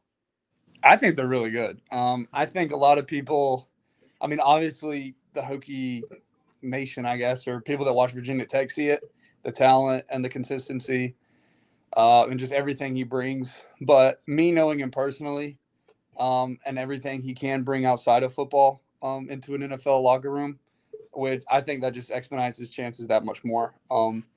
Because a lot of the times, like scouts will tell us, not us, but like we'll tell the people they interact with around the facility. It's like they're not asking how well you can run a route or stuff like that. They're asking, does he show up on time? How does he work in the weight room? What's his class like? Does he go to class? Things like that. And Steven checks every single box. And then if you cut the tape on, you see a physical receiver, you see a fast receiver, you see a sure-handed receiver. You see somebody that can break tackles and get in the open field and win on one-on-one routes and has a high IQ and zone coverage where to run adjust routes. So, yeah, I love his chances. And he's going to find a team, and he's going to end up making a roster, and I'm going to enjoy watching him.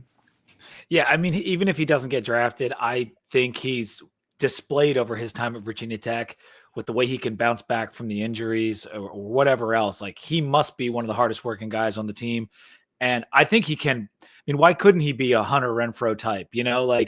Maybe the speed would hold him back from being like high up on a scout's board, But I think the work ethic and, like you said, all the extracurriculars that he does and the stuff he brings to a team, he'll have a shot in the NFL for sure. Mm-hmm. Let's get back to you. I saw a clip of you.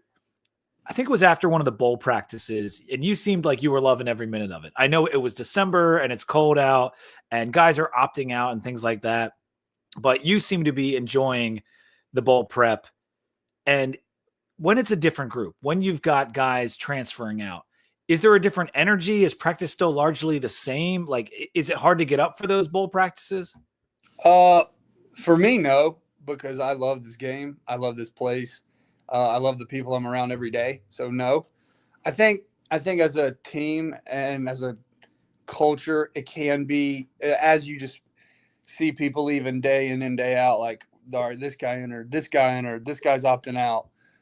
It can be. And so that's where people that like, some people like me or Aiden Green or like Kevin Gilliam was one, Caleb Woodson, Jaden Keller, like those guys, just on both sides of the ball that bring extra juice and extra energy to the facility and practice and meetings rooms and the game and the bowl side, things like that. That's where we just have to step up and kind of bring the energy level up a notch, which I did, which is probably why you saw me. I mean, I'm always kind of that type of person, but I was definitely trying to bring things up a notch just because I know that it can be easy to fall into a slump like that.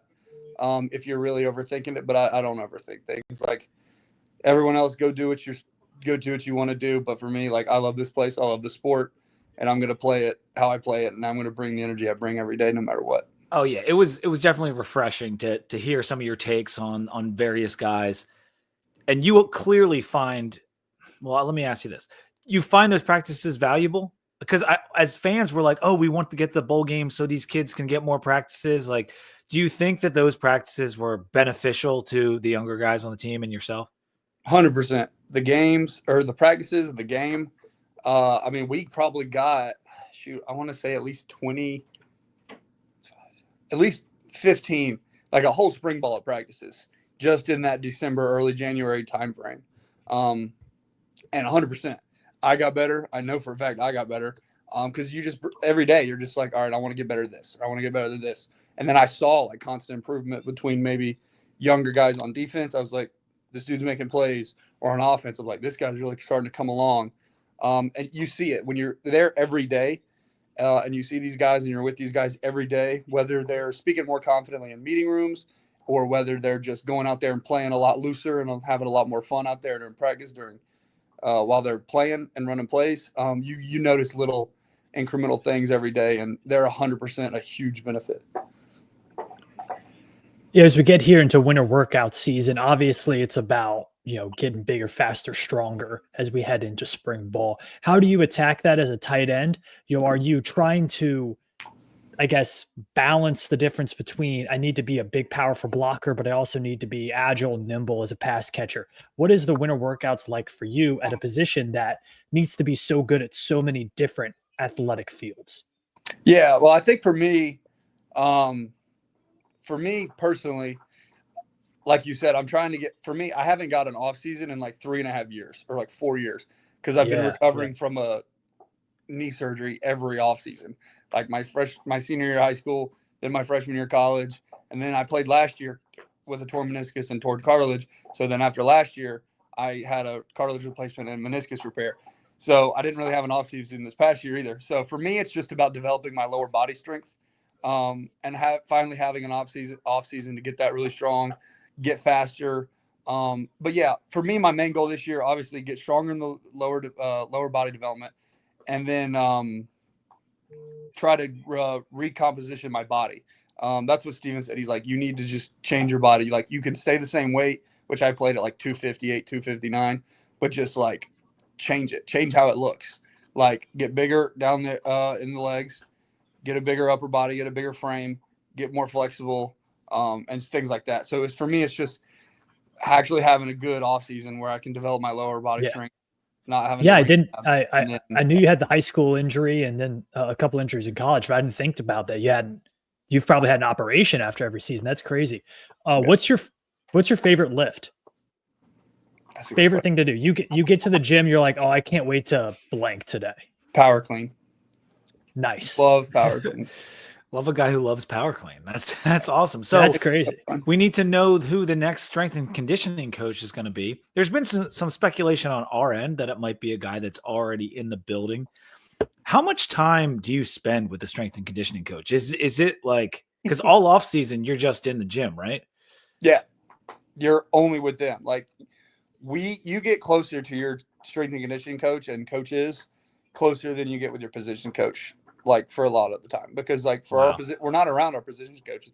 I mean, they're in during our like hunger drills, I guess, but like we're always in the weight room.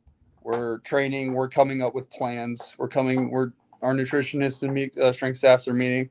I mean, those are the people that kind of drive our physical development, and then that obviously leaks into our gameplay and how we can play. But yeah, I mean, we're with them every single day for at least 3 or 4 hours. So having these changes on the staff, losing Coach Galt, like, did that hit you and other players hard? Like, it's tough to see that happen. I know we all know it's a business, but when it affects personal relationships, like, is that hard to see these coaches go out the door? Yeah, it is. And it'll affect other people more than it'll affect me, because or it'll affect other people less than it affect me, because like for me, I came in with Coach Galt. Like his first day was my first day in the weight room. So it is different for us guys that have been with him for 3 years at this point. Mm-hmm. And it does stink, because you, like I said, you grow so close with them, not just in the weight room, but like, you're hanging out after a tough lift or whatever, and they're done and we're done, and we're just kind of talking in their office, and you're getting to know them on a personal level. And that's why one of the reasons I love Coach Galt so much is he loved you as a player and a person. So you could always talk to him about anything. So it is hard. It is hard to see them go. But I think he did land at Marshall, so it's nice to see him just put his foot right back on the trail and keep working, keep doing what he loves, and I'm sure he'll develop those Marshall guys real well. But yeah, it does affect you, because, like I said, you get to know them personally, not just as your coach. And that's what I think a lot as fans, like, we kind of dismiss some of that, or just we don't see it. And there are real people going through real life things here, and that's good perspective from you. I wanted to ask about one more question. Go ahead. Before you ask that, Notre Dame's at a 4th and 2 here. They're down 21 points with 11:30 left in the third, and it's 4th and 2. They're punting. That's a surrender punt from Marcus Freeman. Good. Oh, they're going to fake it. That was the most obvious fake. They were in punt safe. Drop the ball. Man, that was Marcus Freeman, buddy. Buddy. What are you doing? That's tough. That's I'm like 6 seconds behind y'all, so I'm not the one. He put their national title hopes in the hands of a fake punt. But like, do you think he should Ohio have State, gone? Like, what would you rather have done? Audible out of something when the defense is in punt safe. Yeah. They were practically in zone coverage right there. Bro, are you going to miss playing with your brother, Benji? Or are you kind of looking forward to having your own time at Tech? Oh my gosh, get the daggone ball. That's what you're paid to do. Sorry. That's both. I was actually talking about that to someone today, and I was like, I miss him because he's also my roommate. So I'm living by myself right now. So I think it'll be fun and interesting to see, not to see, but just kind of like have a college year without Steven. I mean, it's probably not going to be different. I'm 21 years old. I've been in college for 3 years. So you're over 21. I feel like an old man. Okay. Yeah. I feel like an old man, though, as far as the college scene goes. But I'm going to miss it because, I don't know. Obviously, you talk about like having brothers and legit family, which I thought that's one of the reasons I love Virginia Tech. But it is a little different when you look at that at your actual family you're sitting next to every day. So I'm excited, and I'll miss him, but he's on to bigger and better things. Yeah, you guys should have your own little time there and see what happens while you're there. But don't you guys have like a ton of siblings? Yeah, I have 12 siblings. I'm one of 13. So are there any more Gosnell brothers coming to Virginia Tech at some point? Like, what's the order? So for football, no, but my brother, the order is Steven's the 11th. I'm the 12th. There's a younger brother, so the 13th. So I'm so you're the babies of the family. I'm yeah, we are. my younger brother is a senior in high school, and he actually did apply here, and he might come. Actually, I don't know. He's not a ball player or anything, but Okay. he's smart, and he might do engineering or something. But yeah, there's a young one, but he ain't gonna be on a football field. Can you keep all their birthdays straight if you have 12 siblings?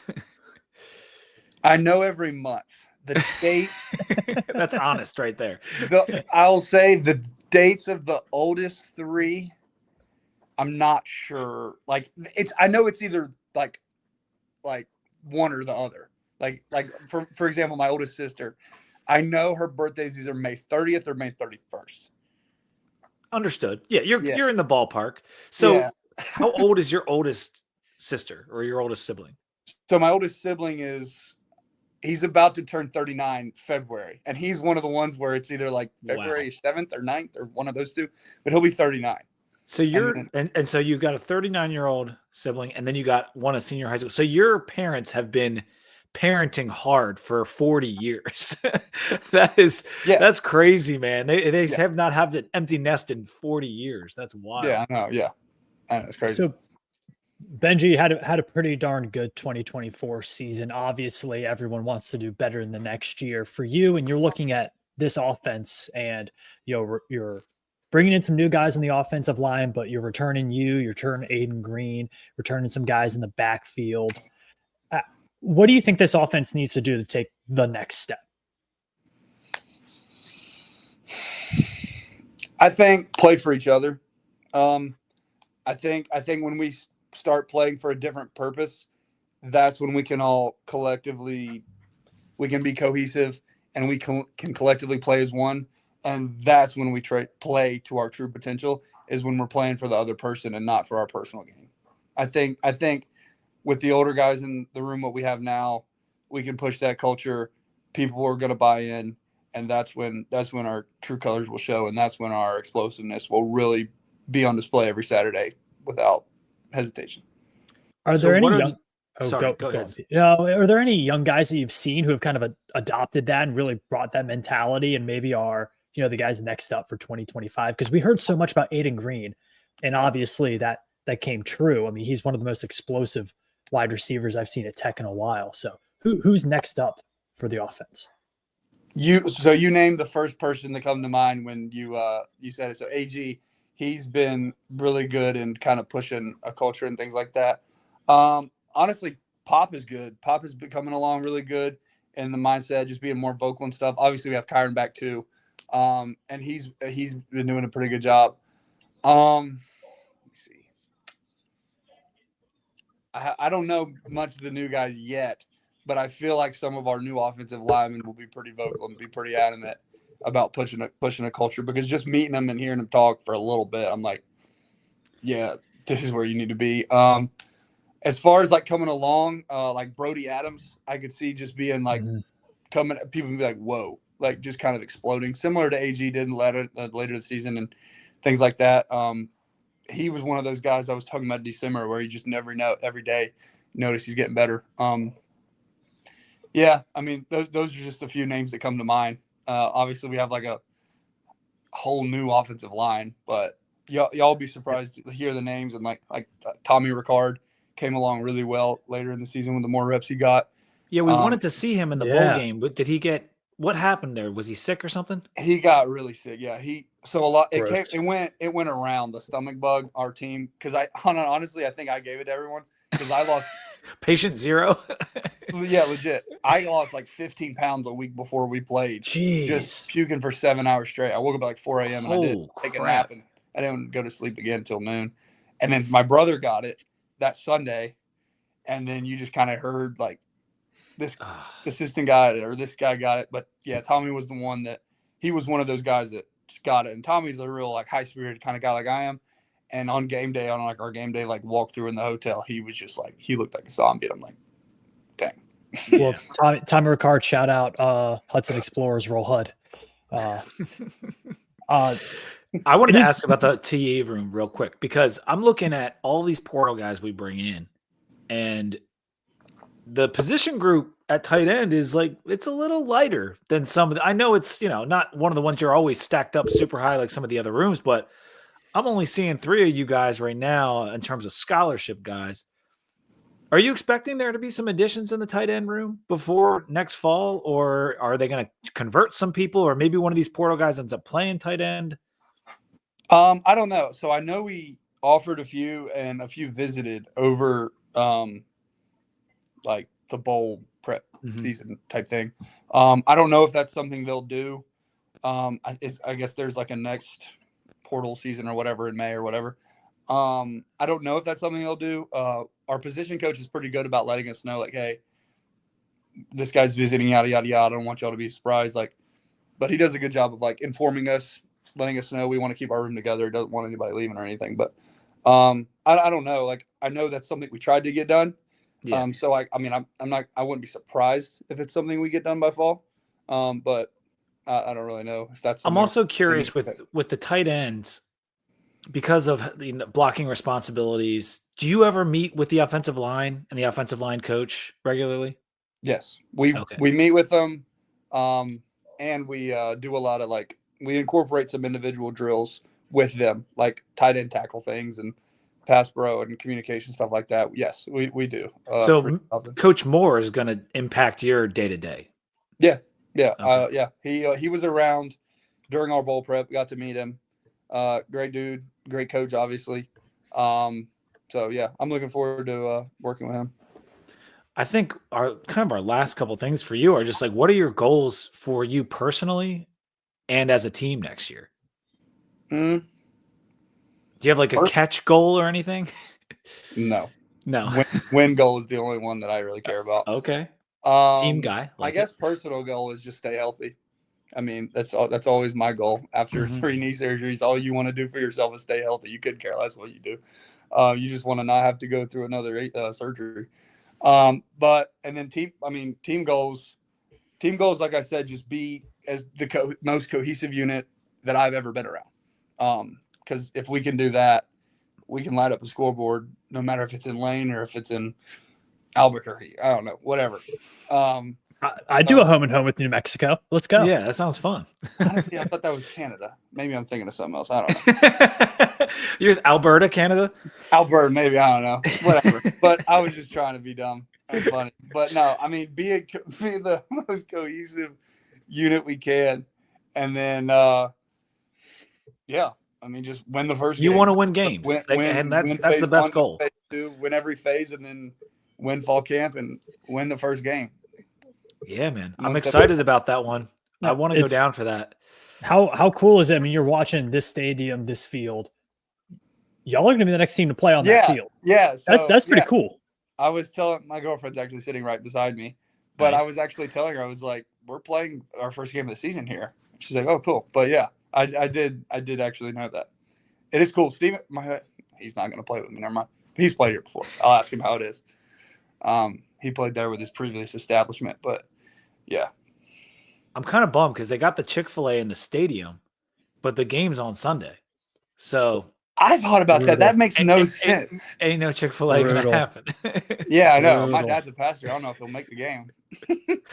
Well, listen, man, we're gonna let you go. Thank you so much for coming on and chopping it up with us for a little bit. Enjoy the rest of the game and have a great next season, Benji. Thanks. I appreciate it. I appreciate y'all having me. Y'all enjoy it. Yeah, no problem, man. Looking forward to it, Benji. Sweet. Bye. All right, and let's add our next guest. He's in the room. All right, here's Jonathan Talley joins the stream. What's up, JT? How you doing, man? Good, man. How y'all living? Good. We've been having a good time watching this game. Of course, it's not as competitive as we were hoping for. Man, y'all should have knew what was going to happen. I think I talked. Guys, full honesty, I think I talked myself into what I wanted to happen. Yeah. Like, I just Notre Dame looks anemic on offense. They've picked up a couple first downs here, but they can't run the ball. Riley Leonard can't throw the ball. They can't get stops on defense. Like they don't look like one of. Yeah. I mean, they don't. They look like a team that potentially got upset by a MAC team right now. That's what they look like. That's what they look like. That's messed up. They deserve a little bit more respect than that with what they've done. But I hear you.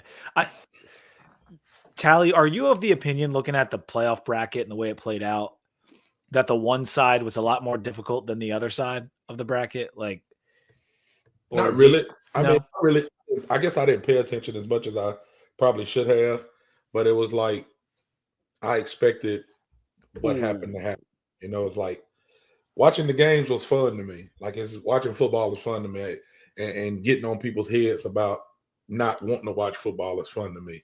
Yeah. So to hear people talk about how it wasn't exciting and you know they need to change this and that, and y'all, you know, I'm in the middle of SEC country, so because they're not winning, you know, it's a big deal. So to me, it's funny.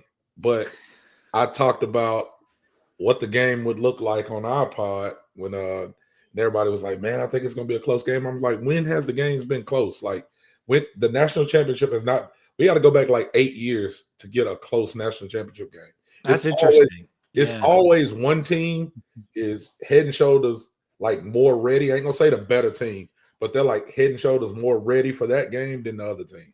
And Yeah, then I broke down like each game going back 8 years, and like we had to go back. I can't even remember who was playing, but it's the Alabama-Georgia overtime game that Tua threw. That's the last competitive national title game. Everything else has been blowouts. 65-7.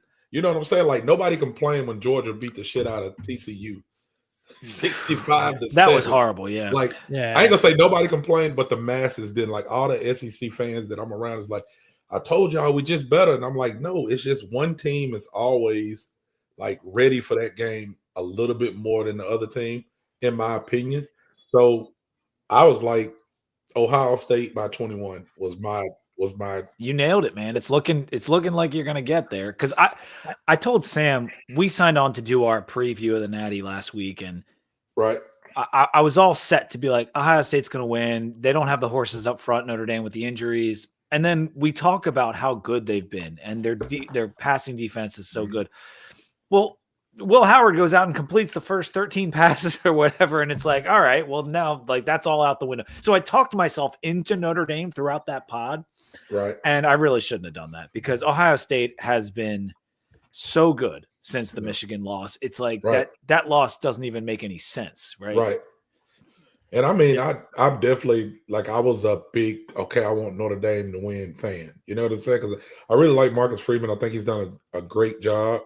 I would have loved for him to like finish the deal so we can talk shit about Brian Kelly because I hate him. But like looking at the preview of the game and just watching the two teams, I was like, one of those teams is going to be better than the other one on that day. That team's probably going to be Ohio State. I just felt like they had more pieces. And look at the backfield. Like they had a stud running back, and then you go and say, hey, we're going to go get another stud running back, and everybody's got to be okay with it. You know what I'm saying? And I mean, the kudos to the kids to just keep playing, like, you know, Henderson, then they go get Judkins. Like, it's crazy, man. It's crazy. Yeah. You know what I'm saying? Like, that's too – I don't want to like Henderson's a physical specimen already. Yeah. And Judkins just, like, power slammed that kid into the turf, run into the end zone. Come on, man. It's like you got two running backs that could go in the first round on the same team. That's nuts. Let's get to Hokies real quick here, Tally, because you do the Boundary Corner podcast with Brian and Curtis and Shelton, and it's a great show. I love tuning in. You guys always do the live stuff, and we're taking a little page out of your book doing this here tonight. We made some changes to the staff, something we were all calling for, but those changes were perhaps not what to your liking. And you've been outspoken about, Notre Dame's doing a little something. Yeah, Notre Dame moving a little bit. I see this. Okay. Not dead yet? Is that what we're going to say? Touchdown Notre Dame. Yet. Well, let's see what Ohio State does when they get the ball. But particularly regarding Coach Marv. Yeah. And I want to get a clear stance on this because you've been of the take that, like, why are we blaming just Marv and firing him when the whole team has struggled? So let's be clear. Did you want both Bowen and Marv to be let go, just Bowen, or neither of them? Like, what were you thinking? If we were going to let people go and if we were going to all be so vocal and happy about it and dance around, like if I would have wanted both of them gone. I wanted the head coach gone. Like I felt like the whole operation was not what it was supposed to be. And I felt like it was all predicated on the head coach.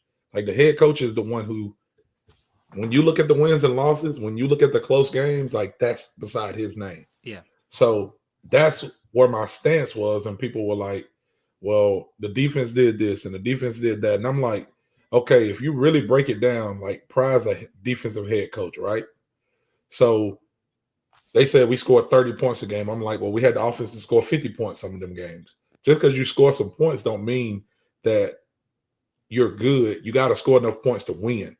So I felt like with Pry being a defensive head coach, our defense shouldn't look how it looks, no matter who the defensive coordinator was, because he should step in or fire somebody in the middle of the season. Like, if you're not doing the job that I need you to do, and I need to win games, then you need to get out. So we were inexperienced at head coach, offensive coordinator, and defensive coordinator. I felt like with Pry's experience, we know we can't get rid of him just money-wise, right? So I'm looking at it like we need help on the offensive side so we can do the right things at the right time on offense. I thought it would have been easier to bring in some experience on offense than it would be on defense. Because, I mean, you got Bud Foster there now. That helps. What was he at when you had a brand new defensive coordinator? Well, he was in the building, and there's various whispers of whether maybe Marv didn't want advice. This is hearsay. I don't know what the situation was. So, like, was Marv seeking the advice that perhaps he needed? And maybe that was rubbing somebody the wrong way. But I know Coach Pry loves Coach Bowen. I know he loves Coach Marv. So it had to kill him to fire one of them, and he ended up firing the defensive coordinator. And there could have been other reasons behind that. But I hear you, man, because I told you, like, and let's be clear, like, Marv deserved to get fired. Like, I'm okay with him getting fired. I wasn't advocating for him to stay. I just thought that, how excited we got about it was kind of a scapegoat move. Yeah. As a fan, but I feel like I got to give Pry his props, because he did make a move, and a move had to be made. Yeah. Because at one point, at one point I was like, he's not going to do nothing. He's not going to fire nobody.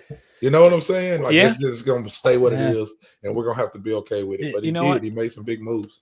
I see our other third quarter guest in the chat. I'm going to add him to the screen right now, and he's going to help us with this conversation.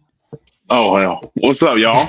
Dax Hollifield up, is man? in the chat. We got him, Tally, me, and Sam here. Going full quad screen, and we're talking about Chris Marv. And I know for you, Dax, this is probably a little bit touchy, right? Like, you played for Coach Marv. You were our starting middle linebacker when he came in, and it sucks this is the reality of the business, right? Like, what was your opinion on the season, and did you feel like changes had to be made because it was a little bit of a disappointing season? Definitely the season was it didn't live up to expectations. I think definitely it didn't do that. I love Coach Marv, though. He was my last coach I ever had. Great man, great leader, great motivator. I'd want him to coach my son if I had to do it, if I had a choice. I mean, like I said, he's a great motivator, just person, leadership aspect of things. He does a great job. This year, though, I mean, the standard just wasn't up to par, when it comes to that defensive performance. And so, I don't know if the answer was to fire Marv, but I mean, that was a decision that's made. I'm gonna support whatever Coach Pry, what he's gonna do, And so I got his back, and he felt like that's what needed to happen. So, I got to trust him. He's a head guy, and he knows what's best for the program. It's tough, but we definitely we see a new strength and conditioning coach is going to be coming in too. Changes definitely needed to happen, and this is maybe a reductive question, but like, when you think about the defensive coordinator we need to hire and the strength and conditioning coach we need to hire, which one is more important to the future of Virginia Tech, Dax? Like, is it – and I know they're both really important, but if you had to choose one. I'm a meathead. I love the gym, but like, I think just the way this place was found, what it's built on, LPD. I mean, I went to come to the school for Bud Foster. He's the total reason I came to Virginia Tech. And that is really what I want my school, how I want our program the foundation to be built on, is just having a nasty defense. I'm not saying like the strength and conditioning ain't a massive part of it. Mike Gentry, I mean, I've never met him, heard so much about him. I mean, he was also a staple while we got so good for that long of a period of time, Mhm. And so I think they go hand in hand. But I mean, what defense it means to this place is, I mean, that's really what I want to get back to. I think that's where you win championships. You can look at it right now in Ohio State. I mean, their defense is just full of dogs. I mean, they got they got great offensive firepower, but I mean, 1 through 11 on the defense side of the ball. I mean, they're flying every play. They're hungry, and they play for their brother, and that's what Coach Foster used to always talk about. And so that's really where I think that's where we need to get back to, in my opinion. We saw with the last two defensive coordinators, whether it was Justin Hamilton or Coach Marv, you don't need experience to be good at your job, but neither of those guys had the experience of being a D1 play caller prior to coming to Virginia Tech. Tally, when you're thinking about who we're going to hire at DC, does the guy need to have had play calling experience at the D1 level, in your opinion? I mean, I feel like, yeah, because at this point, I mean, you got to win. You know what I'm saying? Like, right out of the gate next year, you got to play South Carolina, then you play Vandy. You can't go 0-2 in those games. You cannot go 0-2. So you can't figure it out. This is Pride's 4th year, and you already had the Boo Birds out, and you're getting great talent in. Like, they're recruiting at a high level. You know what I'm saying? Think about Dak Kane. Think about his recruitment, and he's gonna go here, he's going there, and then he ends up in Virginia Tech. Like, you have to be able to get players like that, but also get them to the next level. You know what I'm saying? Whether that next level just be ACC accolades or NFL, depending on what the player wants. But you got to be able to do that stuff. And at this point, you can't learn on the job next year. So I feel like it's going to be very, very important for them to get somebody who has experience or some kind of being around a person that has experience and has taught them that they can go out and pretty much stand on their own. So it'll be interesting. I've heard a lot of names thrown out. I'm sure y'all so many names, dude. And maybe they're coaching tonight, right? That's what we keep talking about. Like, maybe they're in this game. Yeah. Yeah. I try not to listen anymore. Yeah. I want to piggyback on top of Tally. I mean, the development aspect of things is huge. I really think, obviously the X's and O's are huge in itself, but just going out there and learning technique and being developed a certain way, being a great football player when it comes to the intangibles you have to have in your bag to be a great football player, that's really where I want to see a coach that has a resume of putting guys to the next level, just developing really good players, and that's where I felt like really where Bud cut his teeth at, is just developing really good football players, and I want that to get back. And you got to love the fact that he's going to have a larger role, right? Like, that's what they're saying, is that Bud's going to be not the DC, but maybe the first assistant to the DC, whatever that is. A little bit of a larger role than maybe he had the last couple years. And in terms of getting the talent in and developing it and getting to the next level, we're seeing JC Price be able to bring in these portal defensive ends because of the coaching that he's done the last couple of years. And we need that to happen more across the entire defense. Let's move to like specifically the linebackers, since we have Dax here. We've moved a lot of our guys to multiple positions in the linebacking core, whether it's, even yourself, you started playing backer, you end up at Mike, which might maybe been your more natural position. How hard is it to move back and forth? Is it a big deal? Like, as some of us, every men think, like, we can't be moving these guys around, it's too hard to learn the different ones? Or did you make you a better linebacker by playing both? It made me a better linebacker for sure. I feel like I have that type of football IQ for it, though. I think everybody should know Mike and Will, in my opinion. Maybe Sam's a little bit different, but depth was always a huge part for us. In my time at Virginia Tech, we didn't really have a lot of it, so you had to learn both, in my opinion. Now, will I say you need to be switching throughout the year, like just rotating people from Mike to Will? Like, I don't think that. I think if you got guys that are really good at this one position, keep them there. But I think it's better to learn. I always thought football, the defense is like a big old puzzle. I tried to figure out where everybody. I always felt sound when I knew everybody else was going to be where they were going to be. I'm one piece of the 11. And I always felt like that gave me a peace of mind. So that helped me, but I don't know about everybody else, honestly. I wanted to ask you that too. Like getting comfortable enough with the defense to make the calls, to get guys lined up. That's when you move guys around and you have Jaden Keller in and out and other guys in and out.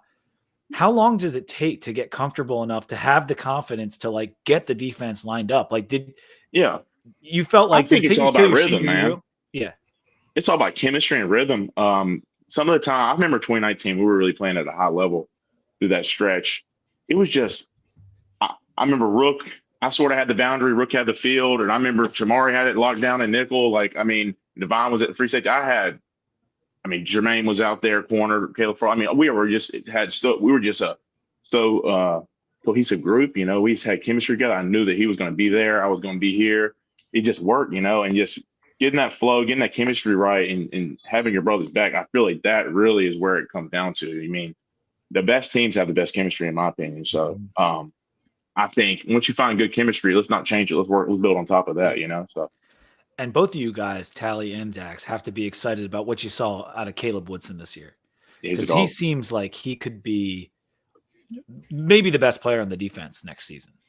Oh yeah. My thing that really, sure. Yeah, I mean, my thing that really impressed me is even when the offense schemed up a play where they caught him out of position pre-snap, he had the ability to get to the spot that he needed to be better than any linebacker I saw for Tech this year.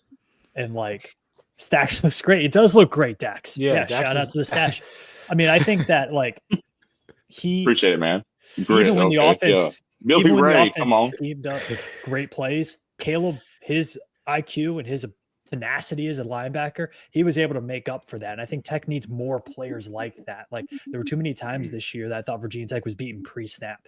And, you know, you need some guys who can say, you know, screw whatever play call. I'm going to go make the play. I'm going to cover two positions at once. I'm going to sprint 10, 15 yards across the field. So he needs to be a leader on this defense. He and the guy we had on here a few minutes ago, Dante, need to be leaders and really good players for Tech next year. Yeah, definitely. Caleb's a dog, man. He has a rare like combination of really good athleticism and really high IQ, you know, and he reminds me of a guy like Xavier DB, you know, like he can just make, like you said, make up for somebody else if a play breaks loose, you know.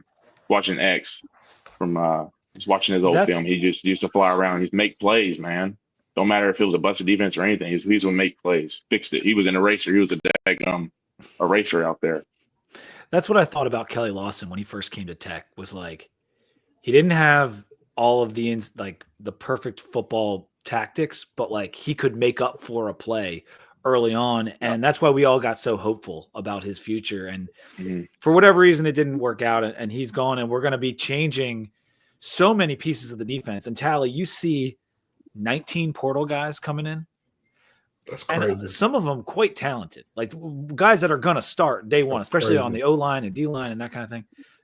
Do you, over this past month, with the vibes changing a little bit around the program, are you getting back on the hype train? Do you think we can exceed the 6-win mark next year? I mean, to be honest, who is never not on the hype train? Like, all you need is like just a little bit, a little bit of hope, like a faith of a mustard seed. You know what I'm saying? And you ready to go. But it's like, for real, for somebody like myself, like, I ain't gonna say I'm super critical, but I'm just like a realist for the most part. And I'm like, okay, this don't look right. That looks stupid. What are we doing here? Why would you fire him and not fire him? But you know what I'm saying? Just looking at stuff like that. And then it's like, okay, why is it taking so long to get defensive coordinator? But then we keep getting like high level defensive guys. And I'm like, how we get him? How we get him? How we get this dude? Oh, this dude is good. You know what I'm saying? So it's like, I do know how, because I haven't been in a room, but I've got some connections with some people that I really trust that have been in the rooms, and Prize, like, and I've talked to him too, like, he's real about what he says. So I got to go back to like giving him his props on him. He can recruit, man. He's a good recruiter. He's a good person. Like he's an honest person. You know what I'm saying? He's serious about like trying to get the best for people. And then I look at certain things and it's like, dang, man, I don't want to give him like the benefit of the doubt, but I have to, because like when you look at some coaches, when they go in, they'll just go in and they'll clear the roster out. They're like, oh, you ain't good enough to be here. You got to go. Like when he got here, he gave just about everybody a chance. Like some people shouldn't have been at Virginia Tech, just keeping it real. You know what I'm saying? Like they didn't have the talent level to be there. I ain't gonna say they shouldn't have been there, but like the talent level for them to produce at Virginia Tech wasn't gonna be to a certain level. But I feel like when he came in, like he blew the year to be like, okay, I want to give y'all a chance because you made a choice to come to this school, so I'm gonna give everybody an opportunity. And then with that being said, he also said, like, I got to go get somebody to take your spot. So if you don't get out and produce, I got somebody else coming in. So I got to give him his props. Look at the running back room and the safety room right now. Yeah. Talking about competition. I mean, somebody hit me up about that. And they was like, so what do you think about this? Like, are you going to talk about this on the show? Why are we getting so many safeties and why are we getting so many running backs? I said, do you remember when we played Clemson and we ran the ball like 4 times? Because we didn't have no fucking with an injured running back. Yeah, like and next year is a year where they have to win. They have to put up or shut up for sure. They got to put up or shut up. Look at this. This is crazy. Did he fumble it? I don't know. He looked down, but the refs called it a fumble. That ball's out. You know how that goes. Dax, quick before we're gonna have to let you guys go in a second. We're gonna start the fourth quarter with some other guests, but like it's off season for NASCAR, right? Dax, like you're still doing the pit crew thing, and it's a very short off season in NASCAR. Yeah, it's like from November to the week after the Super Bowl. So February. What's the day to day like for you right now? Are you still like are you lifting every day? Are you watching film? Like how does it work? Yeah, I'll work out in the morning, then go to practice around probably 10 or 11, and then I'll probably go work in the shop, working on our pit jacks and things like that. It's Quick question: What does practice look like? Like, are there this is a serious question? Are there like drills that you do? No, do you work with different we'll tools? just like go up there and do what we do at the track. Just come and do 4 tire stops. And I'm black. I don't know nothing about NASCAR. Do y'all be? You live in the South, Tally. I don't be going to no Talladega. Dude, Alvin Kamara is a big part of NASCAR right now. He's definitely. I know some people to get in it. Into it. He's always at the track, but it's I mean, we go crazy. 4 tire stops. It's crazy. We got film. We got like 6 different camera angles. That's what we do. It's a pretty seamless transition from football to NASCAR. It really is. I mean, everybody on our team is former collegiate athletes. Some of them had short stints in the pros as well. And so, I'm blessed to be where I'm at. I love it. But we start back. I think the Daytona 500 is like February 15th or something like that. And so, middle of the month, I'm 71, Michael McDowell. So I'm the jack man for him this year. So cool, man. And if you guys want a little bit more information on Dax in NASCAR, Rich and I did an interview with him before the season. Go back and check that out. It was a good interview, and it was cool to hear Dax talk about his new profession. Even though man. Are you married? Are you married? You got a girlfriend? Almost. She's upstairs. So don't say nothing crazy. But is it like she won't be watching this? That's okay. Does NASCAR have like groupies? You know what I'm saying? Like NASCAR. Oh yeah, we call them pit lizards. Dude, crazy though. I swear, you'll see some wild stuff at the track. I don't know. It's a traveling circus though. I mean, it's 36 races a year, and it's just we go to a city, pick up, set everything out. Race, pick everything up, and head back home. And we do the same. And you got to do all the loading too, right? I help out. Yeah, we help out. We take care of the pit box, put it back on the truck, and they take it home and go to the next city. I mean, it's a traveling circus. It really is. So a lot of fun though. All right, fellas. Well, thank you, Tally. Thank you, Dax, for being here. Cheers, we're moving fellas. quick tonight. Yeah, cheers. Thank you for being here. It was awesome. I don't have a beer. Damn, I got work in the morning. But hey, great meeting you, Tally. Yeah, right, you too, man. Good chat with you, fellas. We'll talk to you soon. All right. Appreciate it. Peace. See y'all. All right, Sam. I'm going to add some of our other guys here. Add some of the fellows. Notre Dame with a little bit of life. Big 3rd down conversion there. We Great got house. Coach Holmes in the chat. Hey, what's going on, boys? What's up, Mike? How you doing, man? And then I also have Ed Williams joining the show. Ed, what's up, buddy? Howdy. You are muted. Yes, I was. This Rookie. game's getting interesting here. Just a little. Yeah, we're gonna have a PI on Ohio State here too. We're in that 2-score margin now with a quarter left. It's gonna get pretty interesting here, I think. I did want to say as we're kicking off this quarter that College Football Monday all year it was brought to you by Jack and Coke. We're gonna put that sponsorship to the side for now, but we are still sponsored by Roback. So make sure you're using code Saturday. This is a new code. Saturday, when you go to Roback, load up your cart. You'll get 20% off your first order. If you've already used it, use a different email, get it again. Code Saturday for 20% off. Roback.com. Crave activity. All right, boys. I want to get Mike McDaniel in here too. I don't know what his SI responsibilities are. He's out. Yeah. Oh, he's out. Okay. All right. Well, then even better. I'll just add this to the screen right now. You guys are going to help us break down the All Sons team. I haven't seen this yet. All Sons of Saturday team. We went through all of college football and we picked top players at each position. It's on the screen on YouTube right now. At quarterback is Cam Ward. This was pretty unanimous. Now, Ed, you had a different quarterback. Who was it? Jackson Dart. Jackson Dart. What made you pick him rather than Cam Ward? He played his whole bowl game and did it really well. Okay, fair enough. He had a great season. He was really good. Their stats were pretty comparable too. I was like, when I took a look at that, I was kind of surprised. But I think Dart is so good. I don't know what Lane's going to do at quarterback without him next year. But I just thought Dart had a really good year. And I heard one podcast saying like they're trying to get maybe an extra year where Dart could potentially come back. I saw Lane joked about it on the broadcast of the bowl game. I think that's where that's coming from. Gotcha. I don't think they have any real leg to stand on there. All right. So at running back, Ashton Genty, that was pretty unanimous. And then the next one was Cam Scadaboo. I went with Cam and Ashton. I know Sam, you had some. Was it you that had a different opinion on running back? No, I think these are my two. These are my two guys. Okay. The only other one, Marion Hampton was what Robert put in. Oh yeah, yep. And he actually did have a great second half of the season. He was phenomenal. He looked so good. He carried that team too. Yeah. If he wasn't on that team, they don't sniff their win total. And so this was another. You'll see wide receiver here.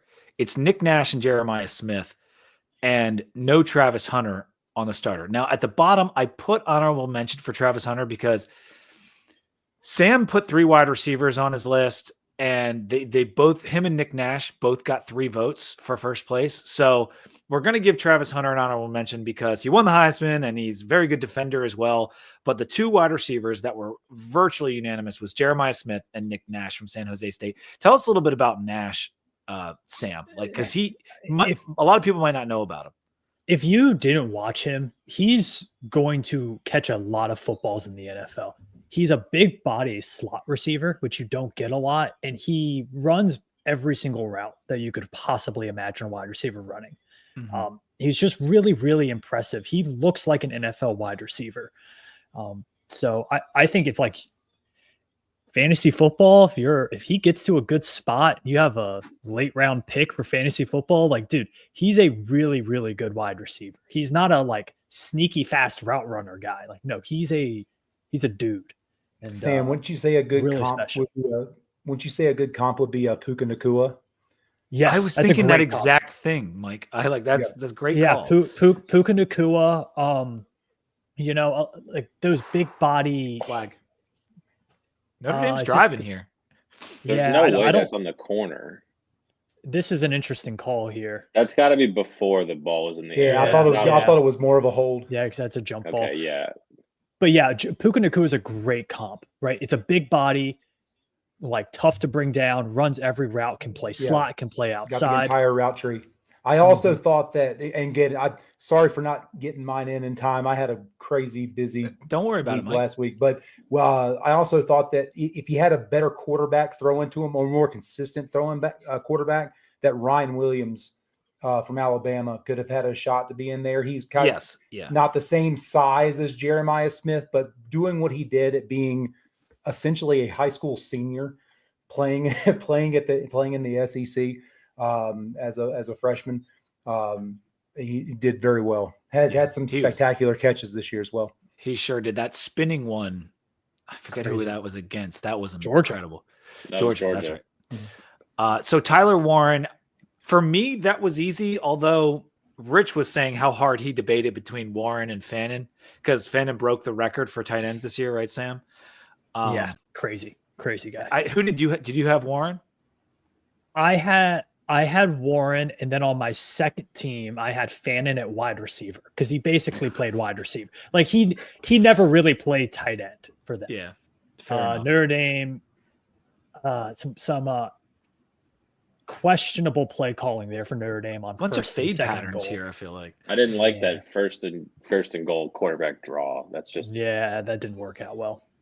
So on offensive line, a lot of everymen are not going to know these names, but Wyatt Millum is a name that we should talk about because our new O-line coach coached him. And a lot of our guys who voted in this had him on the All Sons of Saturday team. So that's exciting. We had Kelvin Banks from Texas as well, Will Campbell, LSU, Tate Ratledge, Georgia, and Addison West from Western Michigan makes the list from offensive line. We got some kids that know ball on this team to get these votes in because that's not. You know what Brett did, Sam? He put in the entire Army offensive line on his vote. That's not a bad bet. That's not a bad bet. But yeah, I mean, a lot of those guys go. I mean, Kelvin Banks, Will Campbell, those guys are going to be NFL studs. Tate Ratledge played in the SEC and did a very good job. Addison West is one of those players who is going to be like a multi-year starter in the NFL, and it's going to be a trivia question. Where did he go to college? Because no part of him looks like he should be playing in the MAC. Yeah. All right, let's move to defense. This was my favorite one, defensive end. APR makes the All Sons of Saturday team. Maybe a little bit of home cooking, but I'll tell you what. Would you rather have APR or Ezeraku? Because these were some of the votes that he was going up against. Wait. Guys, we need to talk right now. Why did they kick? Why are they kicking a field goal down 16? That's what you get for that. And they hit the post. Oh, Doink. That's bonehead. Oh, Marcus Freeman. That's two bad special teams decisions. Oh man. If we say we let players get the hype go to their head, Marcus Freeman let the hype go to his head this last week. Yeah. That's bad. Wow. Two wow, that is bad. Yeah, you got the fake punt and then this. That's almost ball game. Yeah, you're down 16. It's 9 minutes left. All right, so let's finish this team out. APR makes the one defensive end spot. Abdul Carter at the other one. That's pretty much done deal. Mason Graham was virtually unanimous. And then the other DT spot was tough. I think you put the kid from South Carolina in there, Sam. You're squeezing him into the DT spot because you wanted to get him in. And he didn't make this list. I think he was one vote shy. Walter Nolan gets the final spot on the defensive line from Ole Miss. I think that Ed had him. A couple other guys had him. But defensive line was real tough. And when it came down to it, if I had to break any ties, I put in APR because I just felt like he was just as good as a lot of those guys now. I don't know. I know the kid from South Carolina is about to make like $2 million playing next year in college, but I'll still take APR because he's our guy. Yep. Linebacker. This was another tough one. So the one kid from Buffalo, Sean Dolak, was virtually a unanimous pick by everybody. But the other two spots were all over the map because you could pick a nickelback, you could pick a linebacker. I think you had Xavier Watts as that spot, as the nickelback, Sam. Yeah, I did. I put him in nickel, but yeah. But he did make the list at safety. Jay Higgins from Iowa, I put him as the third linebacker. And Anthony Hill from Texas had a great year. He comes in as the third linebacker spot. I don't know if anyone has anything to say about the various linebackers. The other Buffalo kid was amazing too. Maybe a little Old Dominion work on the stat book for Buffalo this year. I'm going to point that out. Yeah, probably so. Probably so. Well, as far as nickelback goes, how many votes did Makuba get from Texas? He got a couple. I think he got two. Yeah, I had him at safety, but yeah. Yeah, that's a couple people had him at safety. That's what it was. And that was the safety position. Let's just talk about that now. Watts comes in. He was almost on everyone's ballot, and Caleb Downs was on almost all but one. So those guys took the safety spots, but there were some other picks, like Ed just said. And then at cornerback, Barron from Texas, I think all but one guy had him on first team. The other CB spot was pretty wide open, though.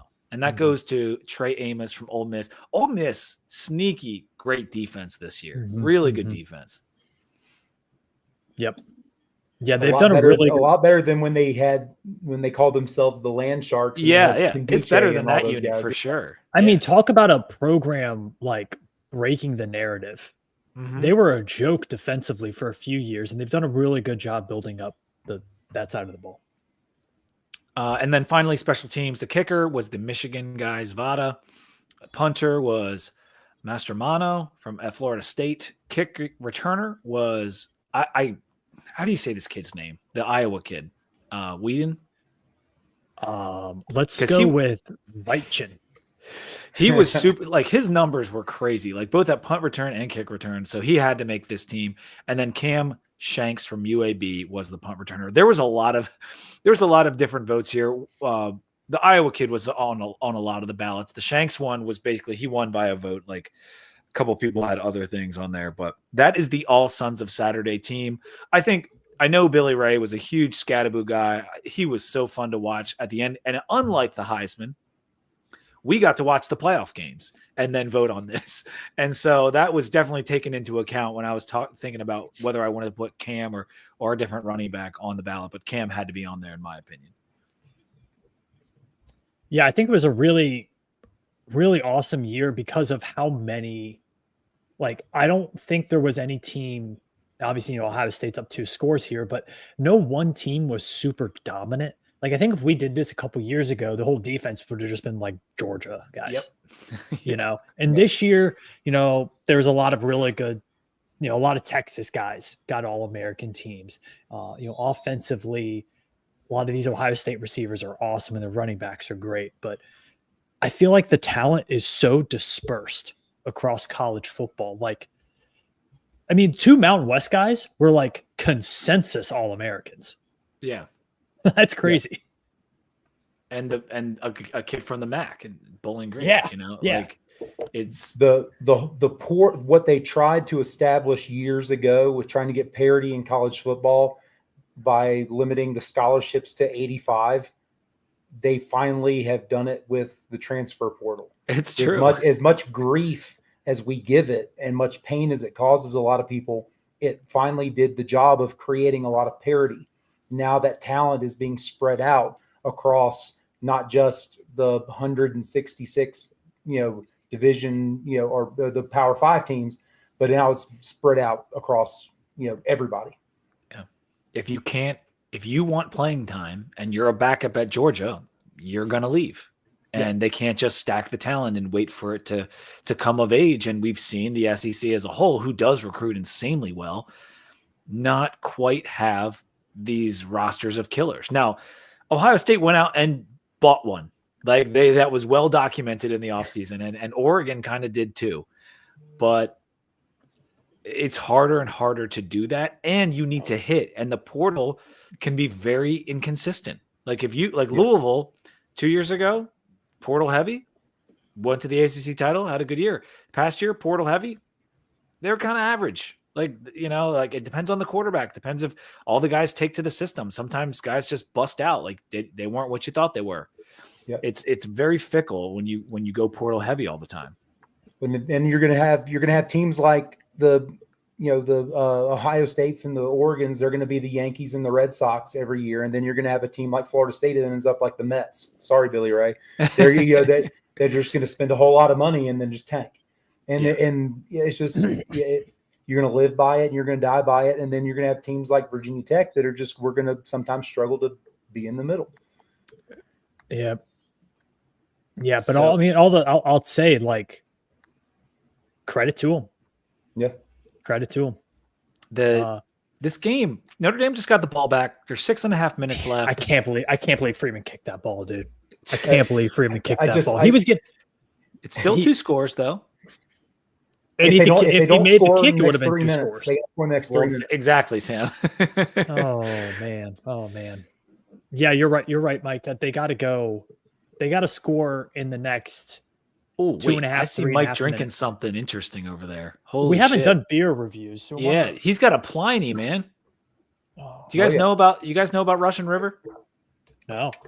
Russian River, tremendous brewery out in, I want to say like Santa Rosa. Northern, way Northern California. Yep. Near Napa Valley and stuff. And I went out there 2 years ago. Got to go to the tasting room and all. But Pliny the Elder is a tremendous West Coast IPA. They make that brewery in general, Russian River, makes a ton of great ones. But that's the most famous, and it's hard to get on the East Coast. How'd you get it, Mike? Our local store, they get them all the time. Are you serious? Yeah, we get them all the time. Now that's unusual, man. I never see it up here. Well, if I can figure out a way to ship some, I'll ship some. Well, the nice thing is there's one bar in Philadelphia that gets kegs because they know the owners. So like, there's very few bars that get kegs of Russian River, but I used to live down the street from one, so I've had it plenty of times. But it just for sale in a beer store, like I just enjoyed a Guinness because in honor of the Irish coming back, but it didn't work. I got here. My first beer of the night was the Hendrix Hefeweizen from Four Saints in Asheboro, North Carolina. Solid, okay. Yeah, solid Hefeweizen, a little bit maltier than a lot of Hefeweizens are, but still kind of that Bananas Foster, sweet, smooth. And then I had this one I've had on the show before, but the German Schepeweizen from Wasserhound here. What's your rating for that one? It's like a 4 something. This is really good. This is like a 4. Okay. This here we'll give like a 3.75. Thought it was a little heavy for a Hefeweizen. Okay. And then the final beer of the night, maybe, is the Festi Oktoberfest from Star Hill, which is like a solid 3.5. A little bit darker, amber Oktoberfest. When we lived in Winston-Salem, we worked with, we were there when they opened there in Asheboro. That was nice. Four Saints. That's a fun place. Well, I just got down to Raleigh this past weekend, and Sam gave me the recommendation to go to Bavana Brewing. And Brewery Bavana, yep. Brewery Bavana, yeah. That place, it's kind of like, it looks kind of fancy, Sam, but it was a cool spot. It's like, it was kind of like a classy, much more classy brewery than I was expecting. And the beers were really good. You've had the Glean on the show, which is that peppercorn saison, but I had their Grove IPA and it was great. Yeah. And then I think I went to Tobacco Road Brewing when I was down there. I don't know. It was a good trip. Had some good beer. Happy to be home though. That's for sure. Awesome town. It's Raleigh is fun. And I even went out on Glenwood, which I guess is kind of that's where the younger kids are living now, I suppose. That's no, Glenwood's where you go to get messed up on the weekend. Okay. Yeah, I was there. Yeah. That's where I watched the Eagles game, actually. It was a lot of fun. But yeah, Notre Dame's driving right now. Ed, are you drinking anything? Woodford Double Oaked. Ooh. Oh, nice. That's what I had. Smart man, living clean. Living clean. That was me last night. Do you drink it rocks or neat? What do you do? I put one ice cube in there. Yeah, it's just very easy, consistent, and reliable. Yeah, it's a good one. Going to Kentucky this weekend for the first time, so excited about that.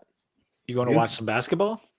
Oh, what a move! I'm going to watch a basketball game, but going to a few distilleries as well. So. Oh, sweet! Notre Dame moving it. Why didn't they do this the first half? Because they burned out. I want to know what banana bag they gave Riley Leonard at halftime to get his legs back. He was looking absolutely toast. He was looking hurting. Yeah, I agree. This is just sleepy Ryan Day teams. That's what we're seeing right now. Hey man, if they get this and they get the 2 point, they're gonna cover. Oh damn it! Just took a sack cover right as you said that. I think they. That's my bad. That's my bad. I think you are seeing, and I saw somebody tweet this out. I forget who it was, but like this is like Notre Dame checks all the boxes for like the blue chip ratio and stuff like that. That I know Bud Elliott uses with CBS Sports and 247. They check all the boxes in terms of NFL talent, but there's like, even if you get to that level, there's a step up once you're in that grouping too. And you're seeing the difference in those steps tonight, I think. Like, I think you're seeing what a team of complete NFL talent players, like we've seen from Georgia and Alabama, and like we used to see a couple years ago from Ohio State, LSU, and those guys. versus just the really, really good teams. Like Yeah. there's another step up that I think Notre Dame is yet to hit. And Yeah, it's the difference between having 1 or 2 5-stars on your starting 11 on each side versus having 7 or 8 5-stars in your starting 11 on each side, and it makes it really makes all the difference in the world. And then being able to replace those guys, especially in your down linemen, on your guys up front, especially in your defensive line. If JTT's got to come out like he's about to right now because he got banged up, and you're not replacing him with a 3-star guy, but you're replacing him with a blue chip guy, and get what you're talking about, Sam. It's the quality of the depth, and that's what always has hurt teams like Virginia Tech in the past, where it's not our starting 11 can hang with anybody. And I'd be able to be willing to put money on that. We can hang with anybody. It's who's behind them, and that's where the drop off. Because Ohio State lost guys this year. I mean, they had problems up front, and here they are. Because their O-line coach ought to get the Broyles Award. He's not going to, but I mean, you're talking about replacing 4 out of your starting 5 offensive line throughout the course of the year, and you're about to win the Natty. Like that shouldn't happen. No. Yeah. I mean, they're loaded up. And it's funny what Sam said about Notre Dame. They recruit at such a good level. And Marcus has even taken that up a little bit. But getting over the top requires amassing even more talent, whether that's through the portal like Ohio State did, or just home growing it over many years, or not Riley Leonard as your quarterback. You need to have the Cam Ward. You need to have the Shador, perhaps, like these elite throwers of the football to take it over the top. And Will Howard isn't that either, but he kind of was tonight. Like he played amazing at the beginning of the game and throughout the game. But in the last, I'd say outside of the Michigan game, the last 6 games of the year, outside of the Michigan game, he has been one of the better quarterbacks in the country. He has. And his QBR bears it out. I mean, I want to say top 4 in the country in QBR. I'd have to look again. But he was right there with the elite.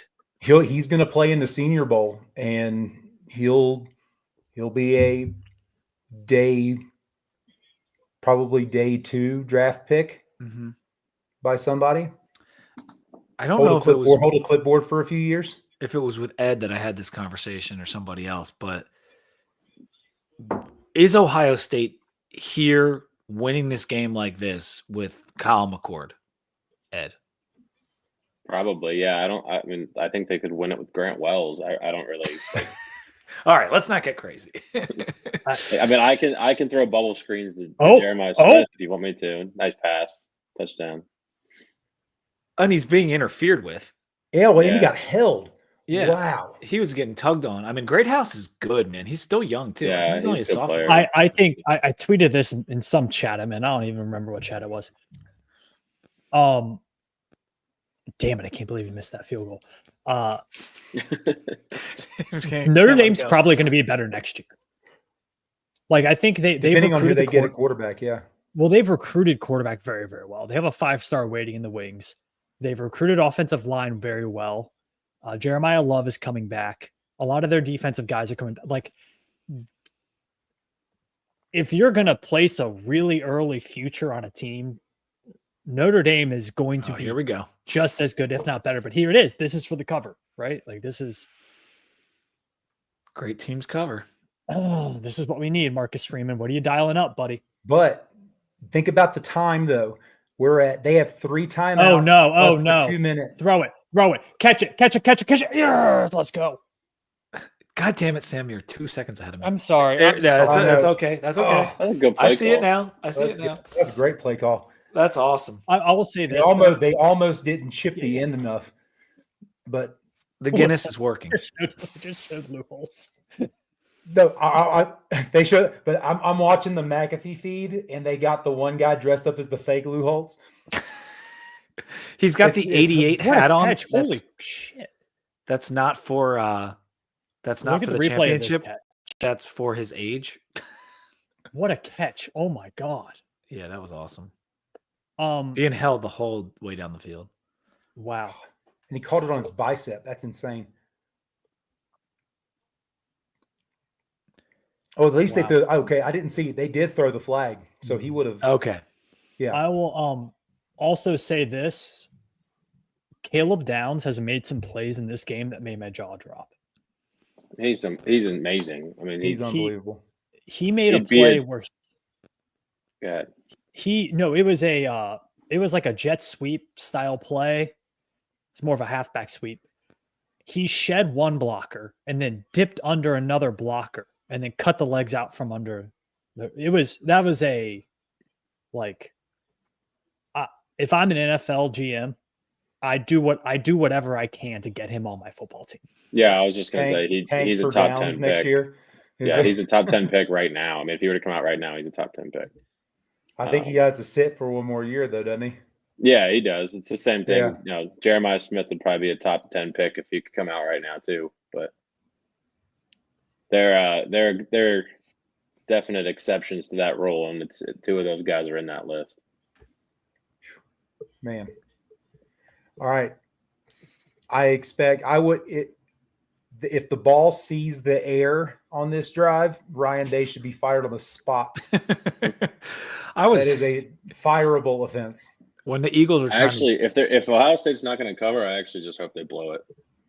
well, sure, it would be very entertaining. But when the Eagles were trying to kill clock yesterday, they had Saquon, who's having a great day, and they could have.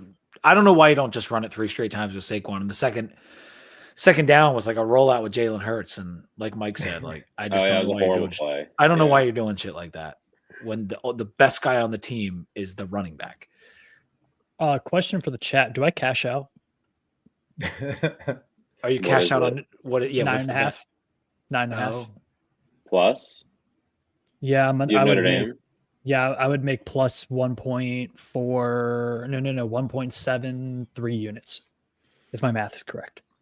Your Okay. only danger is like Trevion or Judkins breaking one. Yeah, someone breaking one here. Which Well, they what could is do, but that? Sounds pretty likely, Ed. Now that you say it like Well, that, I don't know. The Notre I Dame don't know why defense can toughen Judkins out. is in the game. Like they haven't ran Henderson much, but he's they're not, been and they're awesome. not. They're not First playing down. anything. Will back. Howard run? Oh, Okay. I wouldn't. They hadn't cash start out. burning. I was going to they say hadn't don't start cash burning. out, Sam, but you know They're not going to. I mean, they're they're not going to start burning timeouts so they get to the 2-minute. Irish have 3 timeouts. Yeah. I don't think they're going to start using them until they get to the 2. So I think they're going to. Yeah. Oh no, they got an injury. Oh, they're going to start Lane Kiffin in it here. Dude, I honestly, with how Notre Dame's been, it's probably real. This team, yeah, right. they lost. They're playing without their best pass rusher. Their starting left tackle, who was supposed to start the season, this is his first start of the season. Since he was hurt all regular season, they're without their other tackle. They're without their best cover corner. They haven't had him all year. Yeah. So you're looking at a team that is without 2 of their best players, 3 of their best players almost at this point. So Sam, your line about when we were talking about like whether Notre Dame needs to go up a notch. Do they need to go up a notch, or if they were fully healthy, could they be winning this game? I think they will go up a notch. I think look at who they have at quarterback. That's not a guy who's gonna He's good. bring you up a notch as a team, though. Yeah. You They know, have neither running back in the game. What the hell? Is that the tight end? Who is it? 49? it's a white guy. Hey, he's so an it's H still- back. Mm. They're He's running basically Howard. they're basically in 03 personnel. Yeah, they're just running Howard. You have like $2 million worth of running backs sitting on your Now bench. timeout. Now timeout. Yeah, I think he called it. No. No, they called it. Okay. Okay. I think they called it. Yeah. So this is like Mike. Let's say you're the coach right here. You're coaching Ohio State. Like Ed said, you have $2 million worth of running backs back there. What do you do? Like, is your play call anything more difficult than 34 dive? Really, if you with a running quarterback like Will Howard, you limit the handoff because you're bringing one less chance for a fumble into the equation. Yep. By letting Howard just take the snap and go. Plus, he can, he's pretty secure with the football. If all you're doing is trying to milk the clock at this point, make Notre Dame burn timeouts, and then you're going to punt it and pin them down inside the 20. If that's your goal, and I think that's what Ryan Day is trying to do at this point. Clock was moved back to 2:49, by the way. Oh wow. Okay, so they're giving him more time. So I think that's what they're trying to do. If they put Judkins or Henderson back in, and they start handing the ball off, then I don't know what they were doing on that last play. But Henderson's in. Yeah. Yeah, and they're spreading out too. They're in let's see, they're in 11 personnel, 3 out wide. Yeah. They're bringing them in though. So this is going right tackle. Oh no, they're going to keep quarterback. Keep it, man. Oof. I don't know about that, man. Notre Dame's getting the ball back. They're just doing follow. Yeah. Maybe you're saying here too, I'm not even going to risk the handoff. Yes, I'm not even going to risk fumbling the handoff. That's what Mike was saying. Yeah. Yeah. I got a lot going through my brain right now, fellas. I'm looking at I got the app open. I'm looking at the game. It is an interesting kind of thought exercise because I see both arguments. I also see the argument of, hey, if you're Ohio State, go get that first down. They've barely stopped you all game. Go get that first down. You win the game. All right, it's 3rd and 11 here. You're all likelihood not getting the first down by running the ball. Yep. And if you run the ball and same thing. But if you run the ball and don't get it, it's going to go right down to the 2-minute. So actually, no, it won't. So you wouldn't have to make them use their time. I was going to say just throw that bitch up to Jeremiah Smith right here, but you have a very good punter too. If you're Ohio State, yes, they have a very good punter. You're going to do the exact same thing. You're going to make Freeman burn his last timeout. You're going to punt it, try to get him inside the 20. So you're only leaving him with the 2-minute timeout. And you're going to make holy shit. You're going to make them drive the entire field. Plus, they have to get the 2-point conversion. So you're playing the percentages. Yeah, I would chuck it up to Jeremiah Smith. Yeah, please tackle him. Please tackle him. Yeah, I mean, unreal. I love that. Like, because if they ran the ball, they would go down to like 2 minutes and 5 seconds. Like, that just won them the natty right there. Yeah, but how are you going to play him inside leverage right there? How are you James loves how are you going to give him that much inside leverage right there? That's just bad. That's just bad technique. Is Ryan Day a Chicago Bear? No, they just hired someone. Yeah, they just hired someone. Johnson today. Well, he won now. Like, why would he leave? I mean, because because if an NFL team wants him and he just accomplished the biggest thing and never has to, he's gonna make $12 million a year in Columbus, Ohio. I mean, he might as well be Elon Musk. Like he's not going to pay for Columbus anything. Is like a big city. Well, it's not. I'm just saying, it's not DC or New York. Some guys have NFL aspirations. I don't know what his aspirations are. I know, man, but you win a title at Ohio State. I mean, you're not paying for anything. You're not, he just bought himself what? Yeah, but even him, he was sitting on the sideline today. I mean, Mike said it. What if he loses to Michigan next year? They'll hate him again.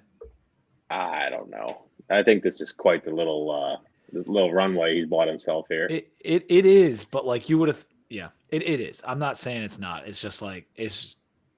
Plus, when Harbaugh did it, Harbaugh had been to the NFL and had very clear NFL aspirations the whole time. The Ryan Day thing. I mean, has he ever publicly said, "I want to go to the NFL"? I've never heard him say that. Probably not during this playoff run, but there's been rumors about it. And honestly, that never.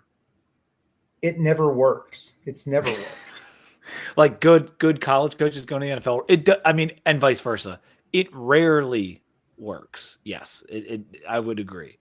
But the only time it worked has been with a guy that had started and had success in the pros, went to college. You're talking about Pete Carroll. Well, or Harbaugh and Pete Carroll. Yeah. Yeah. Oh man, fellas. That was a good play call. I like that. It was, That yeah. I was- mean, it was, it was a good call. Very good. So call. Michigan and Ohio State back-to-back national titles. Like Sam asked me, is the Midwest like, the center of the universe of college football? And right now it's hard to argue that it's not. Like, look at the two teams playing. Look at the last two national champions. Look at the last two fields that, the last two Final Fours. I know we had Alabama in there, but they really shouldn't even have been in there.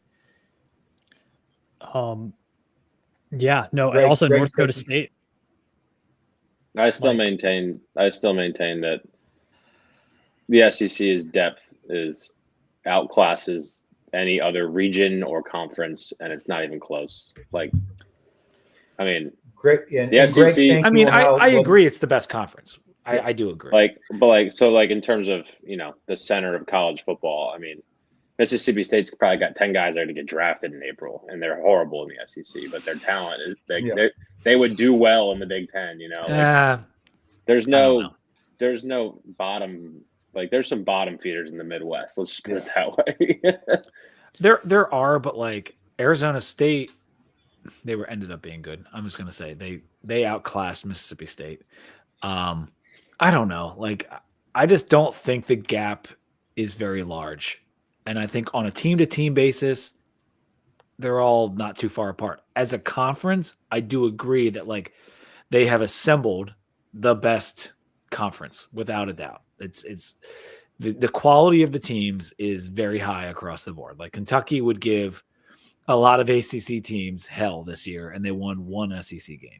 Kentucky would give most Big Ten teams outside of Ohio State and Oregon hell. I mean, like, when you have talent that could play at the next level, you have a chance to beat anybody any given week.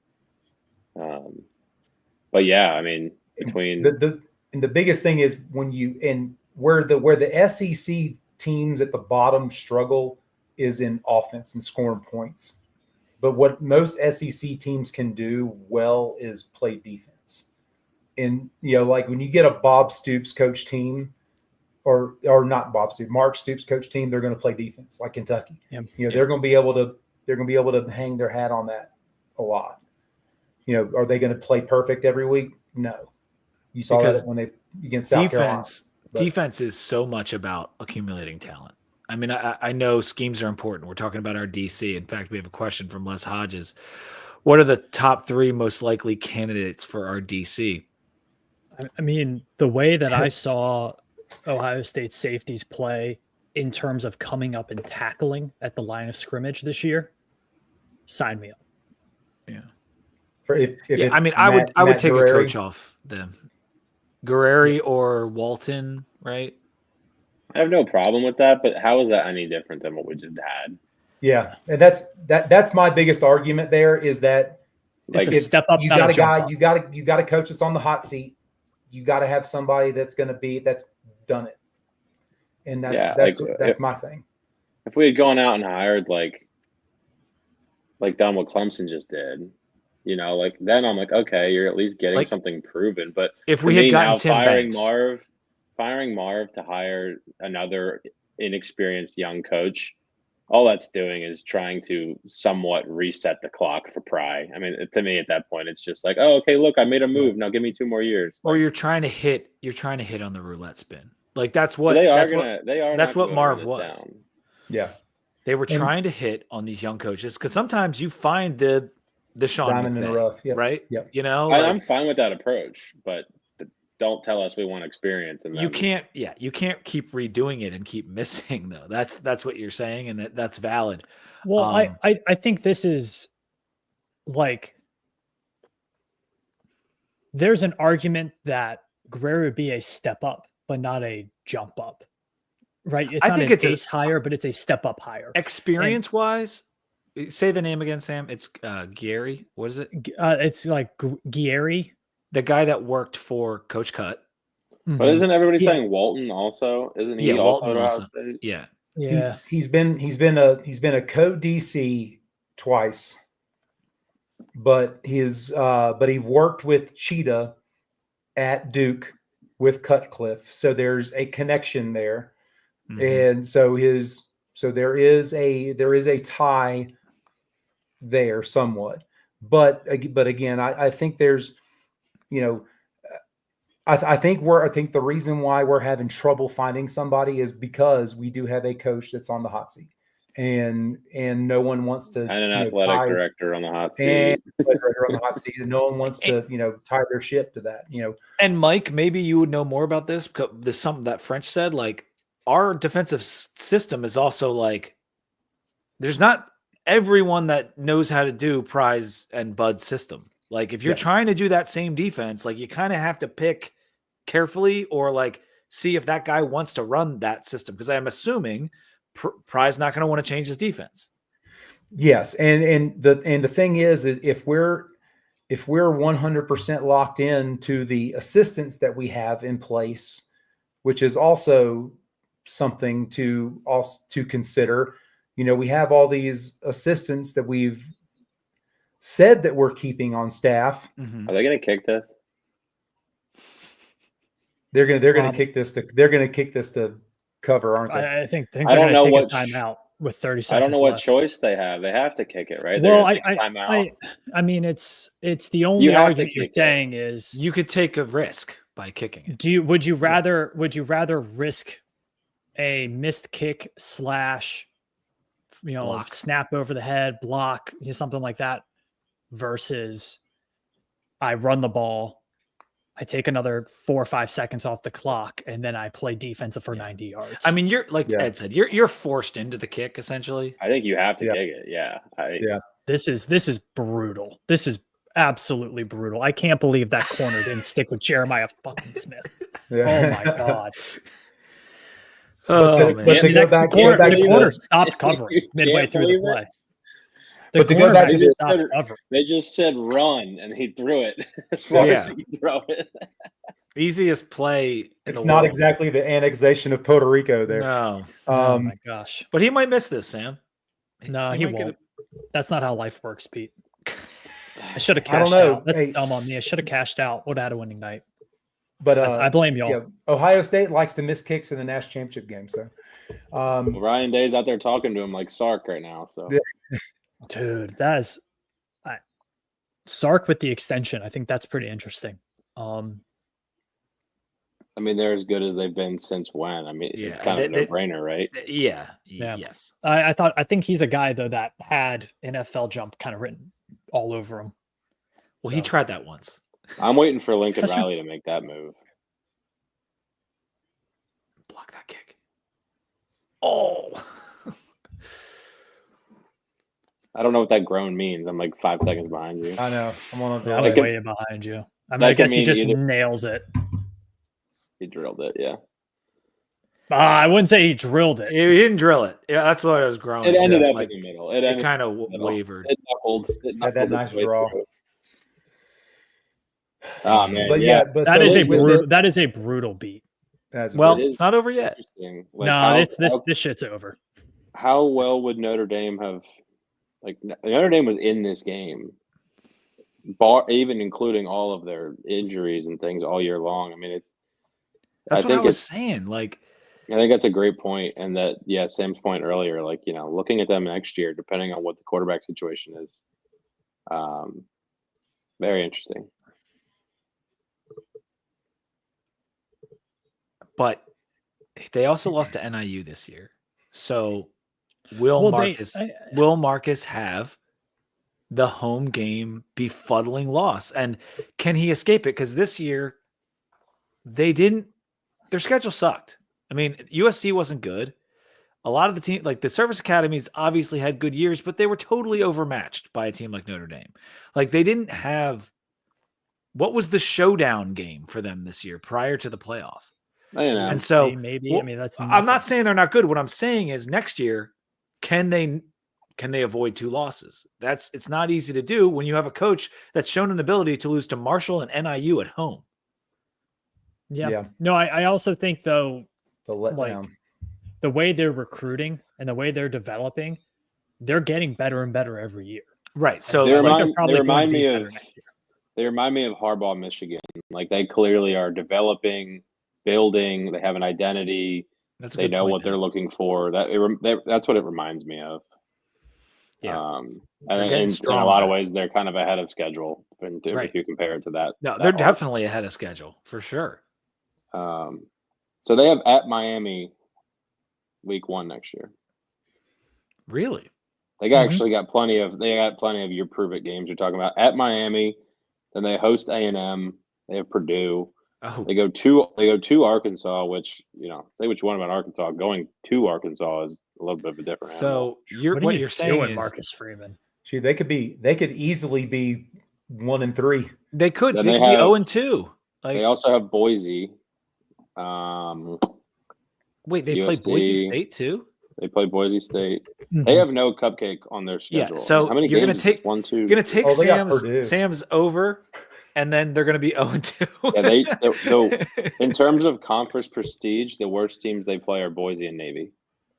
Dang. See, that's a much tougher slate. Much Yeah, tougher. they don't have an NIU on their schedule even now. And I know they lost played to A&M this year, so I guess that was the showdown game, but it was week 1. Yeah.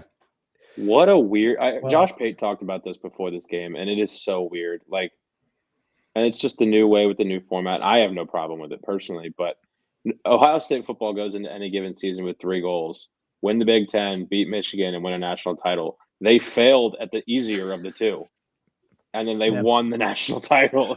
But you So cannot weird. you cannot argue that they're not the best team in the country. Right. Yeah, no, I think the process that's the best played part itself about it. out. Yeah. Like, Yeah. Because the they whole had to thing. win 4 playoff games. Like we talk about the parity and how much more even it all is, and again, this is another Josh Pate point, but like there's never going to be a Cinderella in college football in the way there is in Never the has been, traditional no. sense. It's not possible because the Cinderella is not going to beat Texas, Alabama, and Ohio State on the run to a national title game. It's just not going to happen. Yeah, but Football's a different animal. So you'll get your Was- Cinderellas in there, and they'll be in the playoff. But well, that's what then I'm what? saying. Like Cinderella rarely wins the national title in the NCAA No. tournament either. Doesn't mean they don't exist. Like The that. last the whole one in definition of college football. Cinderella is just different. The last one in college football was probably 99 Virginia Tech. I mean, that was I would agree with you, Mike. Cinderella. Yeah. We didn't win, but It's came- it's hard to TCU. match. TCU was a good TCU. one. Yep. yeah, also yeah. didn't win. My point is, Um, there's just never like this whole parity thing only goes so far. When you look up at the end of the year, it's always going to be Ohio State, Alabama, Georgia, Notre Dame, Texas. The usual suspects are always going to be Probably. there at the end. But I mean, we were damn close to getting Arizona State in the Final Four. Damn We were. close. And that Yeah. could have been a Cinderella story. Arizona State That's a would good have point. given up 70 points tonight. Yeah, Let's be real. Scatterboot. The over Scatterboot would have died on the field. Yeah, the over under for the amount of times Scatterboot throws up would be like 2.5 minimum. Man. Well, listen, fellas, we've been streaming for 3.5 hours. Thank you for being here in the final quarter. Ryan Day's talking to the media, and I think that's our cue. He's probably asking where Lou Holtz is right now. I hope But yeah, man, Sam, we got to shut it down. Last CFB Monday of the year. What a season, dude. Props to you. Thank you for inviting me to be a part of this. It has been awesome. We have put out a ton of content. Hopefully it's good content. I know our live viewer track at the top left is at 924. So everybody, thanks for joining. Thanks for tuning in tonight. And it's been a blast. I'm excited for 2025. And fellas, that's why you cash out.